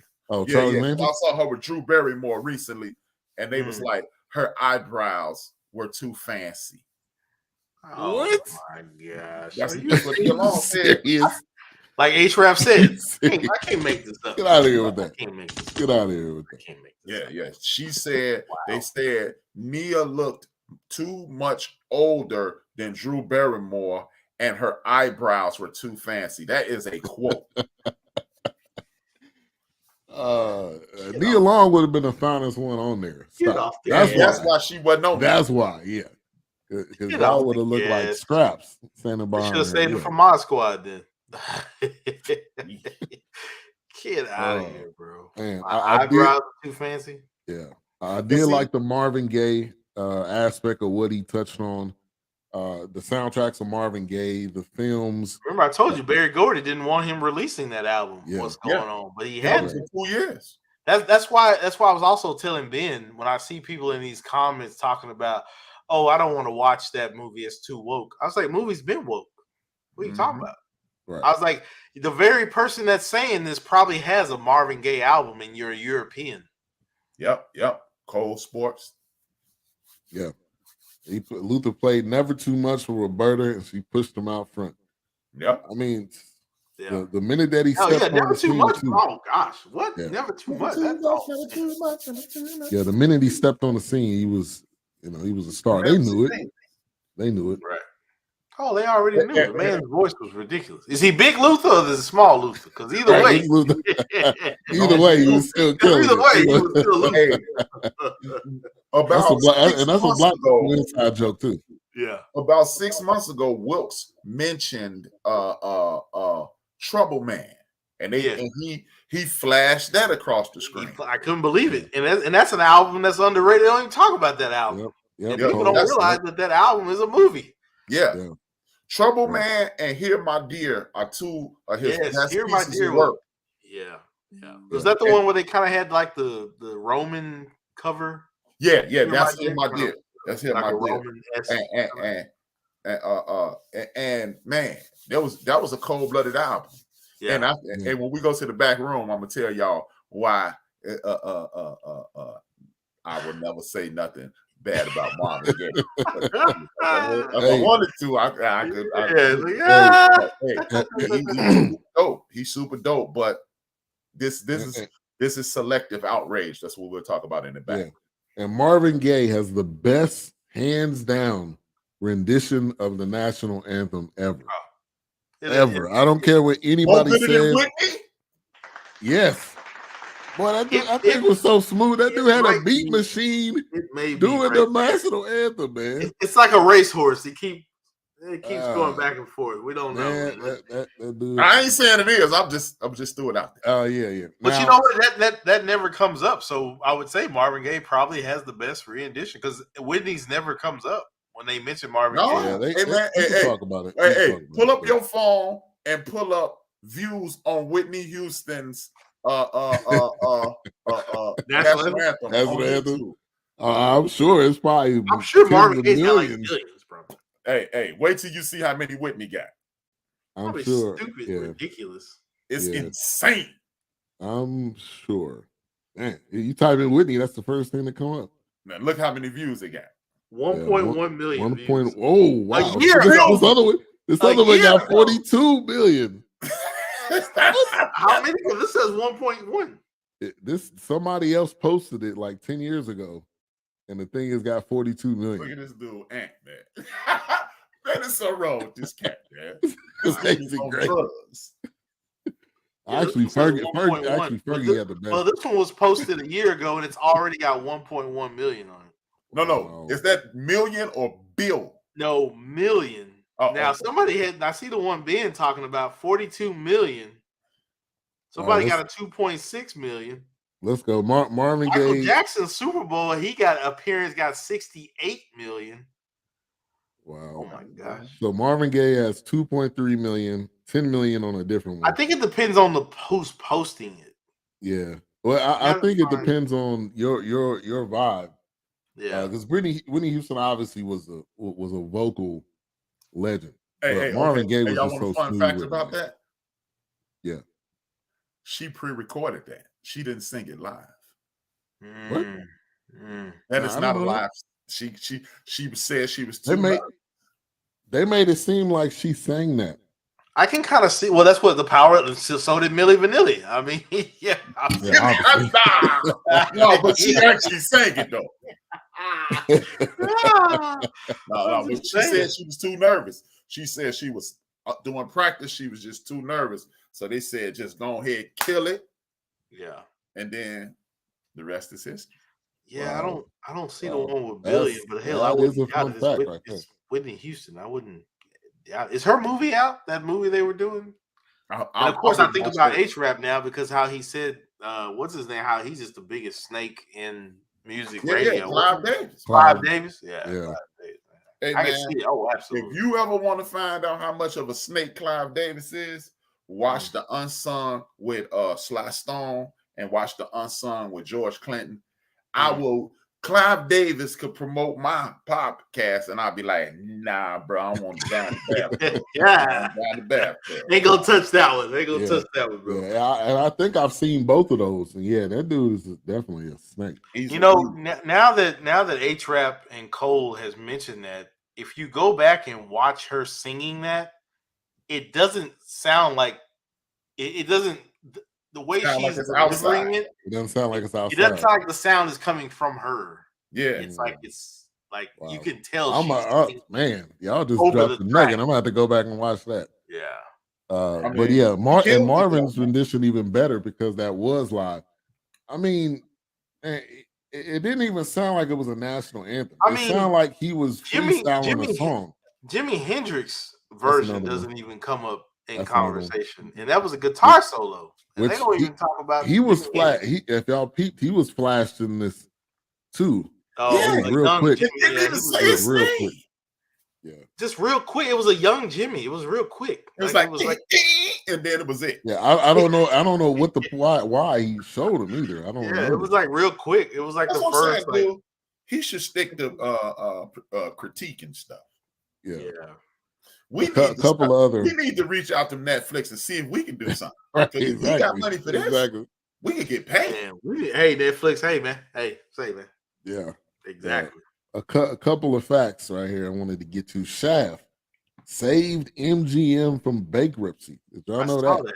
But he flashed that quickly. He didn't go into that. He flashed that was just kind of a fun fact he just did. Before you got on, you know who I compared this dude to? Gates. Who's that? Who? Gates. Henry Louis Gates. Oh, his arch nemesis. I can see that. I can see that. Yeah. He said, "Wilkes, my cousin, played Jimmy's version." Jimmy, and that's why I said Jimi Hendrix version never comes up, ever. Yeah. But it's a great version, but it never comes up in conversation ever. And a parallel to Shaft saving MGM was Blade. Yep, exactly. Blade saving Marvel. Yeah, Marvel wouldn't be what it was today. Because Marvel was, matter of fact, Marvel was going bankrupt. And that's why Sony that's why their stuff went to Sony and Fox. Right. Because they could not afford to hold on to these subsidiaries. So they had to sell these characters. But then, of course, then Disney steps in and it's like now Marvel wants to buy everybody back. So, Right. But, this documentary was interesting. And I have to say, when I saw it was 2 hours, I was like kind of defeated. I was like, oh, God. Wow, Amazon just purchased MGM? Wow. I hadn't heard that one. I wouldn't doubt it. Wow, I would not doubt it. To Big Illinois' point, I wouldn't doubt it because they said they were trying to purchase AMC during the pandemic. Oh, you're right. Because AMC was going under the movie theaters. Right, you're right. I'm not surprised. He's trying to buy the Commanders. I don't know that. I don't think that's officially been sold yet. Would not doubt it. I almost said Western Knights. Sylvester Stallone's Commanders? No, the football team. Bezos. Bezos is trying to buy the Commanders. What's the movie Wesley Snipes had with all the old dudes? Expendables. Expendables? Yeah. That's what I thought you said. What's good, CJ? I forgot the It said Amazon. Oh, they did it last year. It said Amazon closes $8.5 billion acquisition of MGM. That was quiet. I don't remember seeing that. Appreciate that, Big Illinois. That was very quiet. He just said this nigga Ivan's somewhere trying to riz up on Riri as we speak. He probably is. That's kind of low for MGM, ain't it? I know. Amazon? 8.45. Why would you not sell it to Warner Brothers? No, but I'm just saying, $8 billion. $8 billion, $8 billion for MGM. Right. They must probably buy the Cowboys for that. That must have been in the toilet. That's that. Yeah, you can own a football team, but I don't know, man. Daniel Snyder still owns. They must have been hurting 8.5. And then you got James Bond, one of your biggest top merchandise selling, one of your biggest. Really? Yeah. MGM? Yeah, that's kind of low. I mean, I would assume that. Because Disney, when they bought Marvel and they bought Star Wars, hell, it was like $46 billion. Now, Star Wars, of course, but absolutely, yeah. I mean, George Lucas ain't made nothing since then. I mean, why? Why? Why? He just made TV shows and the Black Woman, dog. Yep. Which she's a CEO, Mattel. Is it Mattel? She's a beast. Oh yeah, she's from the billionaire. Yeah, he know better. He ain't going to from Chicago. Yeah, he likes Stedman. He know better, man. He know better. Stedman got the best. Disney. Wow, Disney paid $76 billion. That's what I'm saying. See, that's what I'm saying. MGM. When you got Bond and other movies, 8.5. Yeah, those are old though. When Bond movies is old. Well, MGM probably got a lot of racist library too. That's probably what it is. You say what? They probably got a lot of racist movies like Gone with the Wind. They're kind of like, hey, man. They still selling them joints. Yeah. Okay. Yeah. To this day. To this day. To this day. I need to get that drop. I need to get that drop. Yeah. Here was a quote by Tamara Dobson. He said, "Progress must be slow for it to be definite." This was in Doc's comments, which definitely illustrates BS3 Network. Man, start off slow, but when you get to that peak, it's like gumbo, man. It's like gumbo. You gotta get that roux, man. You gotta get that roux right, man. You can't burn the roux, baby. Yeah. Cornbread, Earl, and meat, which he talked about that. That sounds familiar. Did he mention that in the movie? Wilkes. He did. Wilkes. And that's a big movie right there. And Fishburne said Cornbread, Earl, and me it was his relation to Boys in the Hood. Yeah. When Ricky got shot. Oh yeah. Classic right there, man. Yeah. Well, that's why I was saying these movies. It literally, I have to say, watching this, I will say it made me remember. And like I tell my son, and I mentioned this before, nothing is written just because they pulled it out of the air. Right. It's been inspired by something. It's got a blueprint from, and you know, I'm not trying to say recreate another Sidney Poitier, but it's like he laid the blueprint. So it's like build from that kind of thing, you know. But yeah, no, it definitely. I mean, these movies, when I look at it, I'm still blown away by Hit with Billy D. Williams, because I'm like, I've watched many movies that echo that movie where, oh, my daughter died on your drugs that you peddling into the black community, right? And now I'm out for revenge. I've seen that so many different times. It was just like seeing Billy D in that role. I was like, oh, I need to watch this because I was beating that dude up in the back of that car. Yeah, well, I mean, I was just waiting for the Code 45 commercial. That's what I was waiting for. Hey man, turn to the camera. Please, somebody explain to me why he showed Ron O'Neal jump that gate. Oh my god! And he fought. You know that brother running in the platform boots. Man. Come on, stop it. I'm like, hey, Ron O'Neal jumped the gate. I'm like, what the heck? What? Well, they got to do anything. But they claim, but he claimed that was one of the best. What is it? What did he say? Chase scenes or something? He said. Yeah, he said it was one of the. He said it's the best chase scenes ever. I don't know how that can't be true. It can't be true. Yeah, I've never heard that. That can't be true. Fool ain't never seen Truck Turner then, man. And then why did he show Joe Green on that motorcycle 3 or 4 times? But like Ben said, I think it was the movies that he gravitated toward. He wanted to show. He shouldn't have a lot of Freddie Williams movies in here, bro. I said that too. He didn't even give Fred the props he deserved. Y'all know I ain't no Fred fan. Yeah, I couldn't wait till today because I was like, Fred was all over this, man. He kept touching on it, but he wouldn't go into it. Then he got the Black Caesar, and then that was it after that. But right, man. I mean, Black Caesar, man. Come on, man. Big Boss, man. Come on, man. Yeah. Hey, man. We need to put something together for Netflix, man. Because so can we actually say that, like, I'm gonna get you, sucker, kind of pulled from those? Oh yeah, I would say so. I'm gonna get you. Sucker watching this, yeah. Even from think about it. Kung Fu Joe.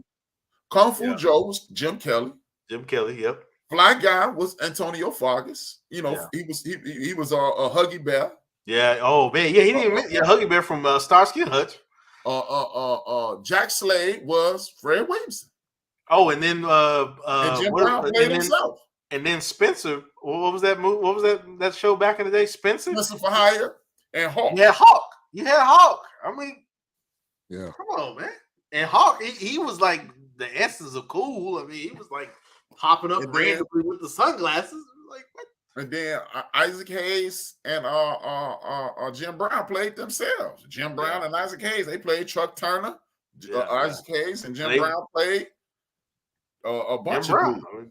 Yeah, he played a bunch of dudes. Jim Brown played. That's why I said I watching this took me back because my dad had these movies, my mom and my grandparents had the soundtracks on vinyl. Vinyl albums. Them in the closet, man. What you talking about? Like, which it definitely for me, which I didn't realize, these soundtracks, like they said, Curtis Mayfield's soundtrack was out like before the movie was even out.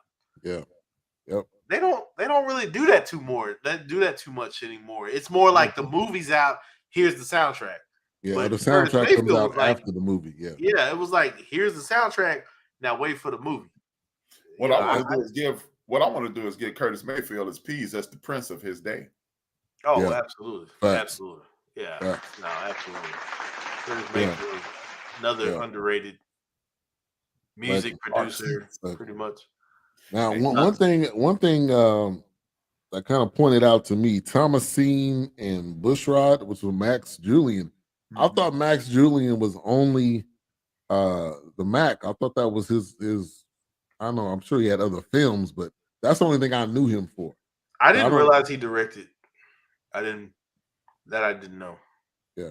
Well, he's probably living off that Thomasine and Bushrod movie because I remember that movie, but because if you paid for it, it's yours. That's why I was saying. Yeah. I remember last week I was saying I was disappointed in Dr. Dre for selling part of his catalog. Oh, Yeah. absolutely. Yeah. I'm like, dude, I'm not selling nothing. Right. Yeah, Well, you and think- that's you what think- I kind of hated about Prince catalog because his Yeah. sister or his Sister, stepdaughter yeah, had whoever. his sister. Yeah, as soon as he passed, he never put anything on streaming service. And like as soon as he passed, his stuff was on streaming service. it's everywhere now. I mean, yeah. Look at Yeah, Michael he Jackson. not here. He not here to No. defend himself. Yeah. So Michael Jackson family sold most of his catalog for $700 million. Was it sold to Sony, wasn't it? Yeah, they sold it back to them. Yeah, sold it back to Sony Music. You could be getting paid into perpetuity, man. Right. Because trust me, as soon as you drop one of them songs in a movie, royalties, I'm gonna need that. Yeah. Now you got no control over it. Now You see well, how that's why Paul McCartney was so upset with Michael Jackson for the longest, because he was getting royalties off the Beatles' music. And I was like, well, I mean, you didn't want it, so I'm gonna take it. I wonder if they ever owned it. Maybe the Beatles never owned it. No, they did He because probably They bought did it because from Michael the record. Jackson bought it. yeah, he Paul bought it from McCartney the went to label. Michael Jackson for a loan. He was like, I ain't got it. And then he said, because I don't He said, have I it. tell you what. He died. Yeah, I was like, I tell you what, sell me your library, and I'll go from there. And I think Apple owns it now, but Yeah. that was crazy. Michael Jackson wasn't he wasn't too crazy. Yeah, Like, he wasn't stupid. Nah, I'm gonna need that. I'm gonna need that. Hey, and that mask thing don't seem so crazy either, do it? No, not at all. It doesn't. Now we touched on this earlier. A-Bar, the first black Superman. I didn't know that existed. Wilkes. I wanted to ask you about the that. funny thing is, when I saw that, I couldn't believe he was actually mentioning that or brought it up, because my grandfather was telling me about that as a kid, because he knew I was in the Superman, but he was like, well, look at this. And then the fact that they even implemented Captain America's story into it. That's why when I see stuff like this and people get upset when, Superman's not a black, I'm like, man, stop, man. Yeah. I was like, we've got to, like he said, we've got to have representation of ourselves, because nobody else is going to do it for us. But A-Bar, oh gosh, I would love to own a copy of that because I'm pretty sure there's an independent black company out there, because there are black comic book companies out there. I'm wondering if somebody may have written a version of that. I would love to own a physical copy of it, but I'd like to watch the movie again. I've watched it before. I've seen it. I mean, for just seeing that, like, once again, it's like, wow. It's not just the Jewish guy or the white guy or Italian guy that's got superpowers. Right. There's a black woman, there's a black man that has superpowers, that has an ability. So yeah, I would love to actually own a copy of it, or if one of those black independent comic companies, if they've had somebody like redo it or look into Black Sands. I'll have to check that out. Definitely. You know what I'm saying? Check with them. They may have. Yeah. That's what I said. I may have to check with them. I forgot about Black Sands. Yeah, I'll have to check them out. And even with A-Trap's point earlier, the original Captain America was black, which that went into and the that's Winter what I liked Soldier. about. Well, that's what I liked about Captain. Was the Falcon and the Winter Soldier? Falcon and the Winter Soldier. Yep. Because originally he was a black man. I mean, they have illustrated artwork of Captain America black. Right. No, here go the crazy part. The dude who is Captain America, he only left that Manhattan apartment that he's always looking out the window at. He only left it one time. Yeah. And that was to go to T'Challa and Storm's wedding. And that was it. Yeah. I'm telling you, man. Like I said, it's like Whoopi Goldberg said, nobody wants to upset the white people. But unfortunately, it's not that I'm upsetting you. These are just facts. Right. and like she also said, everybody wants a black person. Like they showed that film of the guy, it was a vampire, it was a zombie movie. Oh, yes. And she was like, everybody wants the black dude on their side. Yeah. But that dude ended up dying in that movie. But so Crazy. Glenn, shout out to Glenn Thurman. I'm glad they put him in here. Really talking about his journey, how he said he was almost done. I mean, and I think he got a call for some films. I didn't get the guy's name. Serpent's Egg. Yeah, he was working with a director. 1975, I think he mentioned. Yeah. So that was really dope to see. And I remember him really from Different World. That's how I knew him. Yeah. That's how I knew him. I didn't know he was married to Aretha Franklin. Aretha Franklin, yeah. I heard he was dropping them Fifth Ward bees on her, boy. Yeah, I heard about that too. Yeah. Boy, I swing them up blood fluke. Yeah. But shout out to Glenn Thurman. Yeah, I heard he was Marlon Wayans in real life. Maybe he was the Marlon Wayans in that movie. No, because they did get married, so maybe that was him. All right, so let's get to the rating, or let's get to some final thoughts. Now, I wanted to do the Metacritic and those ratings. 7.3 on IMDb. Rotten Tomatoes gave it 100%. I am shocked. I am shocked. Metacritic. The only reason it probably got 100% because those movies took people down memory lane. That's the only thing I can think. Because they're critics. So yeah, no way. That's probably why. Metacritic 83% and Google users 98%. So I'm definitely shocked on that. In the words of Wiley from the Boondocks, y'all gay.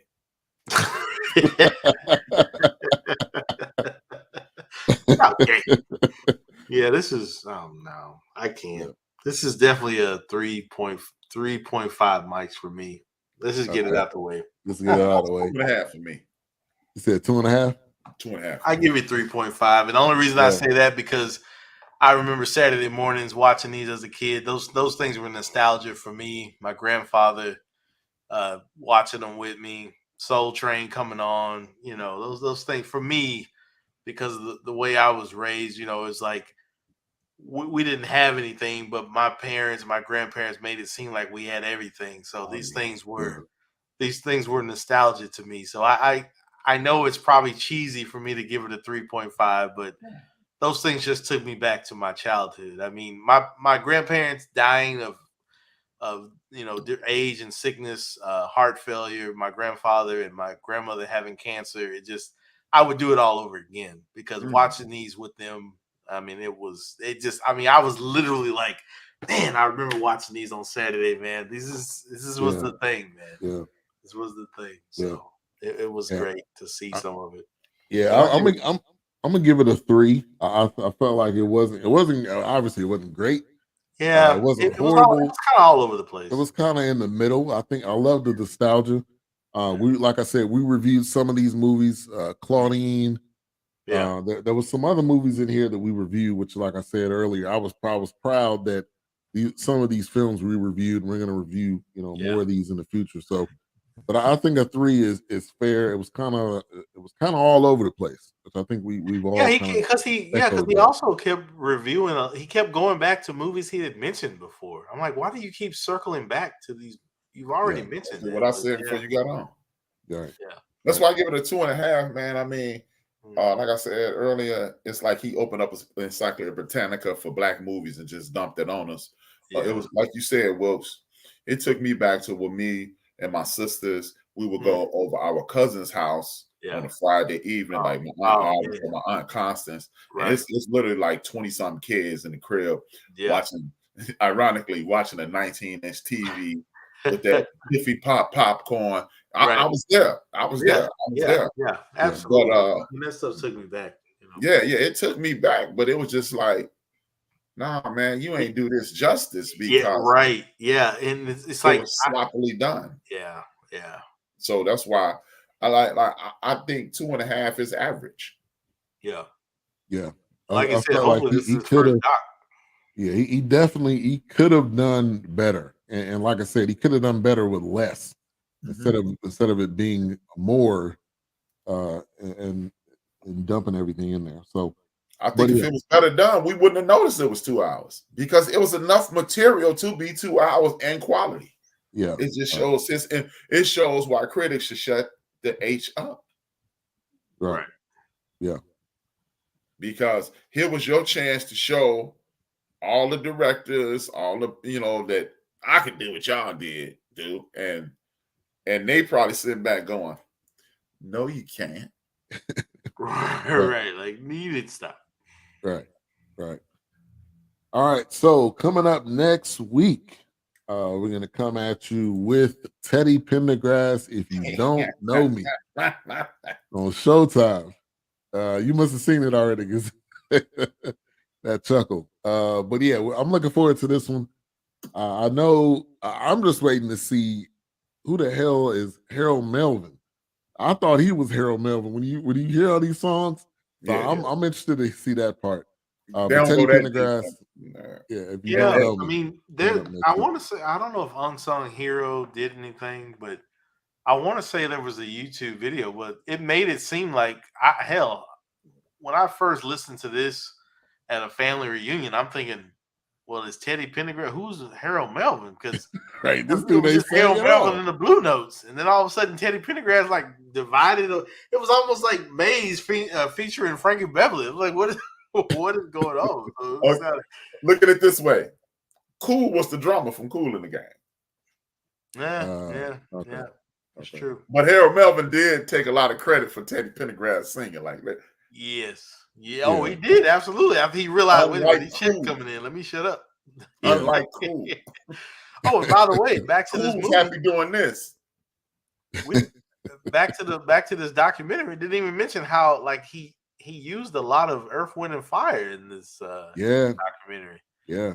A lot of Earth, Wind, and Fire. He did touch on that, how they made the soundtrack that they made. Yeah. Was the best soundtrack ever made. Melvin Van Peebles movie. Yeah. So there could have been some other things done. But I'm looking forward to next week for sure. Teddy Pendergrass definitely one of my favorite artists. It's on Showtime? That is on Showtime. So you can check that out. So tomorrow on End of the Bench. Good question. Oh, I wanted to ask A-Trap this. I'm sorry, A-Trap. I know you're going into your segue here. But did you see this DeSantis BS that's going on in Florida? Now all of a sudden it's optional and not optional. Right. Really? What is happening right now? What is happening? Yeah, man. DeSantis. No, because what he did was attempt to use the anti-LGBTQ crew against Black studies. And when you do that and it backfires, you look like the fool that you are. Let's not forget, this is a dude who on national television, on CNN, did not know how to use a COVID mask. He literally put it on like this. Yeah, this is true. Oh, this is a dude. This is a dude that I mean, I think he dug his own grave because I think he said, because what he did was 2 weeks ago when he signed it into law, he said, see, they're teaching gay stuff to Black kids. What does gay have to do with Black history? And I was like, okay, we good now because the gay people are going to get in on this. Right. Absolutely. Yeah. Just like when they want Black voting, I'm sorry, the Black community, the Black gay community, it's another wing. wing of within itself. Like, right. you want those votes again? And they always come up with some plan. They want to come in the hood and shake Go to hands your and church give out. and all. Yeah. I'm tired of that, man. Stop. Don't come to my church trying to tell me. You know what's sad about the Republican Party? In writing, like okay, what I'm gonna preface it by saying this. On paper, communism works. Right. It makes all the sense in the world. Right. And just like that, on paper and in theory, Black people are the most conservative people in the United States of America. And if the Republican Party ever paid attention, they could just swoop in and rock, and they go and just lie. Like, see, we with y'all. We would agree with that too. Because we physically conservative. We love Jesus. Yeah. And I mean, you love your version of Jesus. Right. I'm just saying, absolutely. Start talking about Jesus, and you're gonna get Black people in, but then y'all got to go. But he was white, and then we go. Here we go. Yeah. So, right. But I have a guest tomorrow. My homeboy's daughter. She does a lot of work with domestic violence. She's going to be on, and I don't have a clue on what I'm talking about, to be perfectly honest with you. I mean, usually I have a semblance of an idea. I have one idea from a Carter G. Woodson quote. He says, if you teach, he said, when you educate, you must not only educate the mind, you must educate the morality of people. Yeah. And if you don't, you'll have chaos. And that's what we're living in right now. We have people who are book smart, but they have no moral value. They have no moral compass. And that's why you can have people like Governor DeSantis and the governor in Texas and the governor in Arizona. The governor. They'll eat it up every time because they don't know how to decipher it for themselves. Because they have no moral compass. They can't distribute it without somebody, look, you should put it over here. And then it's like, oh, yeah, look what he said. Right. So hopefully I can build at least 30 minutes off of that. Because I think you'll be good. As they say in the church, that'll preach right there. Yeah. But yeah, man, like you said, Will, it's been so much foolish and madness that come about in the last month. Just the last month. We're not even into summertime Eve yet. Right. Coming up on May. Bro, we ain't even in. We only a month in the winter. We are really a month into the year. You got elections. You got runoffs kicking up in 2024. Like, come on, man. Yeah, so to be honest with you, I don't have a clue on what I'm talking about because it's so much. I am gonna say something about, like, I spoke about this at church yesterday. I'm gonna do something about Carter G. Woodson because I started this campaign when I switched from sports to community empowerment. It annoys me. It's like chalk on nails on the chalkboard. When people say, why we gotta have Black History Month in February? They gave us the shortest month. No, we took this month because we wanted to celebrate Frederick Douglass. And at the time, we didn't realize how complicated Abraham Lincoln was. So their birthdays are allegedly close. Frederick Douglass picked Valentine's Day because when he was born into enslavement, so you just had to pick you. They would name, like in some cases, they would just name you the month you were born in. Right. You would be like I would be August. Right. So he was February. And and that's become a pet peeve of mine too, because we so good with saying that. They gave us the shortest month. No, that's what we took. They didn't give us nothing. They don't ever give us anything. Right. They didn't give us nothing. They didn't give us those what was it, representations? The 40 acres and a mule. They sure gave it to the white people that let them go though. Well, we're real sorry about that. We're gonna pay. Sorry about those people you owned. Right. Exactly. So I'll figure out something by 6 o'clock tomorrow, but I know my homeboy's daughter, she does a lot with women violence, and we're gonna talk for about 20 minutes, half hour. Then I got a half hour to fill. But other than that, I There's don't. a lot been going on. Right, it's just so much going on. I don't know everybody's been distracted by this Chinese balloon, this spy balloon. Right. Come on. Another stupid distraction that Come on, man. people off course. If you know, it's just like if you guys get a chance, I would recommend that you check out the show from Friday. And it was one of the dudes I grew up with, and he showed you how people only, you know, and I mentioned it. If ironically, I mentioned it Tuesday. I said we will continue to be stuck in the mud until we stop listening. And listening, when we start listening with our minds and start looking with our minds. And people, you know, if people don't understand that, right? When it's two different things. Yeah, the window of the mind. Yeah, it's two different things. Yeah, your eyes will see anything. And then he even went through this. And when he was on, he did this exercise. He was doing this. He said, "Okay, do this, do this, do this." And I was doing. He said, "Now touch your chin." And he did this. And I was listening, not touching my chin. Right. He said, "Man, you're the only person that ever did it. Most people follow this. Touch your jaw and touch your jaw." And that was exactly what I was talking about, listening with your mind and not with your ears and your eyes. Right. Because when you listen with your mind, it allows you to imagine. Right. That's why we're here, because we listened with our minds. Yeah. Yeah, no, absolutely. No, imagination is an underrated thing. It's definitely something that you have to keep feeding, you have to keep thriving with, because it will die off. It will. And ironically, and we're talking about these movies from the 70s. My son he's going to be 30 this year. He's 29 as we speak.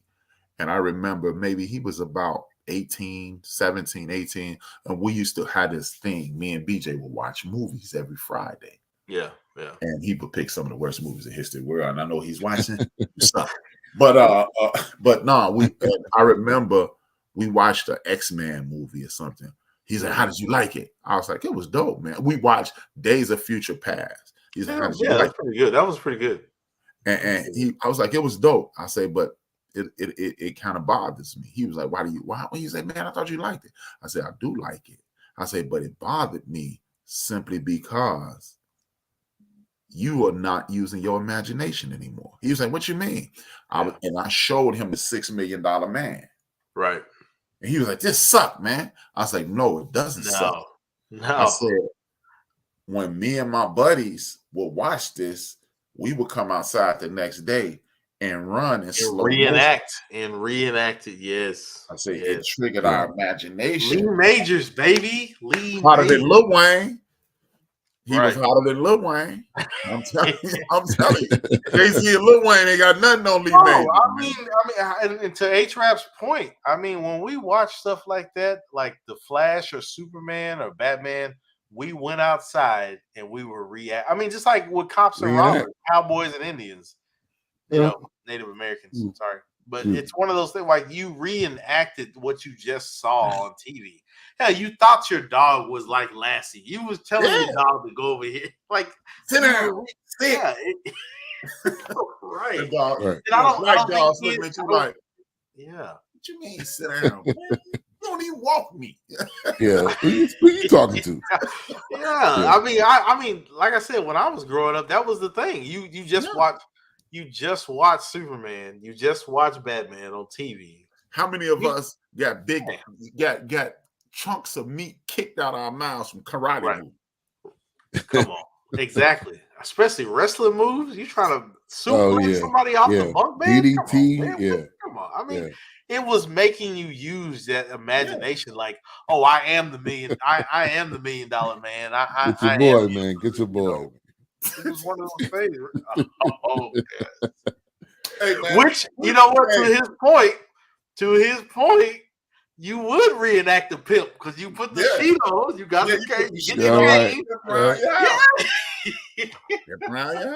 Hey, we got to get Illinois on it. Hey, man, for real. If we do. Like any of my takes in movies, that Joker right there, he put me on the movies, man. Big Illinois, man. We gotta get him on, man. He don't want to be on camera, But I'm telling you, That's man, okay. We nigga can like call or some voice or something. Yeah, I mean, you could just turn the Or turn the video. camera yeah, off. you can and turn the talk. camera off. Yeah, Just you put a turn the picture camera of off and yourself up talk. there. Yeah, man. I love to get you on, man. I Hey, love man, to get you on. that dude, Yeah, that's a that movie aficionado right there, man. Yeah. If So you I got a mean, movie, if you got what a A-Trap's talking about, I mean, oh Yeah. my gosh, you went outside, you played Cops and Robbers, you played Cops and Robbers, The Fool. Lone Ranger. How you many bath towels been ruined? Oh my gosh, Hide around Superman, kids. Batman, yeah, come on, man. Yeah. I mean, I don't see kids doing that anymore, man. Yeah, because Yeah, hey, That they're doesn't gonna know really if exist you- anymore. Yeah, if Yeah. you got a movie Well, in mind, a new one or a let me- throwback, let me back up. That doesn't exist anymore because we live in a world of social influence. Yeah. Social media, YouTube, yeah, YouTube, TikTok, Instagram. We're not showing those things that the kids would go outside and reenact, like, oh, I'm a king on my throne. I'm wearing a pail bucket on my head, and I got a Right, mop. that's true. It's just I got one joke. For y'all. Y'all, have y'all seen this dude on TikTok that's walking up to these people going, "Hey, can you steal this for me?" I ain't seen that. Man. I He would walk up to an older woman. He was like, "Hey, I was just talking to this dude over here, and he said you was over here stealing. Can you steal this for me?" No, I hadn't seen. I had not I hadn't seen seen that that one. Wow. Hilarious. Yeah, I hadn't Wow. seen that one. And then he walks up to this white woman and says, Hey, I see you got some chicken. Do you need some help? She's like, huh? He's like, black people, we good at making chicken. Oh my! Oh God. wow. But he reminds me of this stupid stuff that I do occasionally. I used to walk up to security in stores and be like, hey, can you help me? And they're like, yeah. Hey, what's the best aisle to steal out of? Dude, look at you like you're crazy. Yeah. They'd be like, hey, man. Like, get out of here, No, man. where the camera's not pointing at. Right. Yeah. Hey, Help me out, man. Tell me which then, one will not go out. Even to this day, I still do this. I go, hey, man, like if I go, like, lottery, like $400 trillion, I go in the head, hey, man, let me get a, whatever, like a Powerball ticket. Don't hit the "he black" button.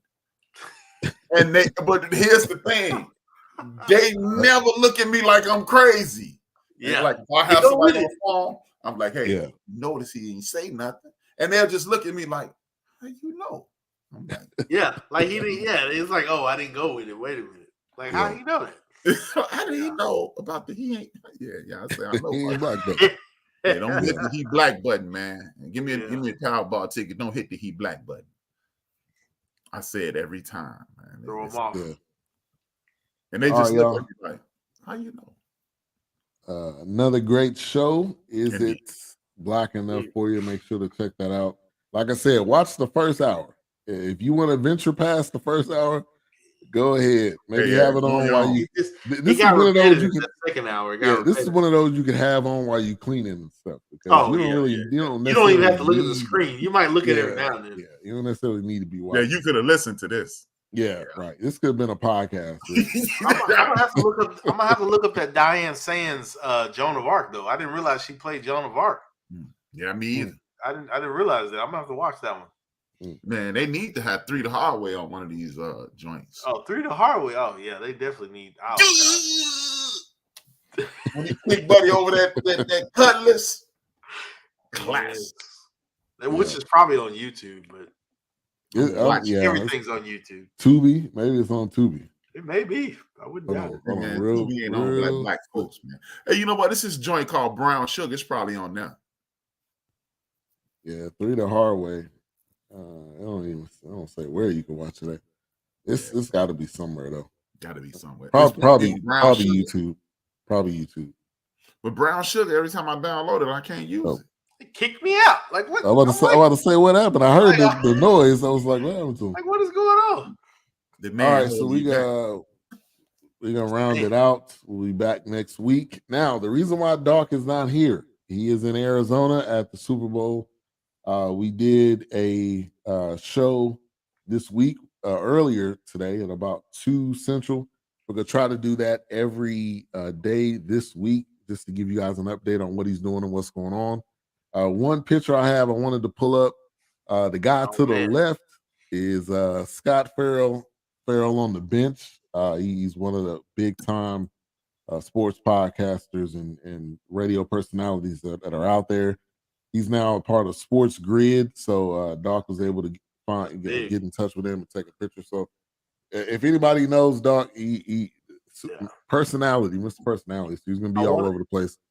So I wonder if 105.3 is there. Yeah, they're there. Well, I think they're on their way there. They'll be broadcasting tomorrow. Oh man, he go find them. Trust me. Yeah. The ticket. Kevin Grader. Nah, Kevin does a night the set, so I don't think they take the night people. So, but shout out to Kevin Grader, man. Every time I listen to the radio and I hear him, man, I'm like, that dude made it, man. That dude made it, man. But yeah, we'll be back next week. Make sure to follow all BS3 Network platforms. We'll have some photos and interviews and all types of stuff from the Super Bowl. So make sure to check that out. And A-Trap, as you always do, go ahead and close us out. Salute to Reggie O'Shea, aka Combat Jack, by saying dream your dreams and man up and woman up and live your dreams, because life without dreams flows in black and white. Life with dreams flows in Technicolor surround sound. And y'all know, some of y'all just got them W-2s last week. So if I owe you something, I ain't got it. And I ain't doing my taxes to Mars. So if you need it, get it from God. Get it from God. Peace.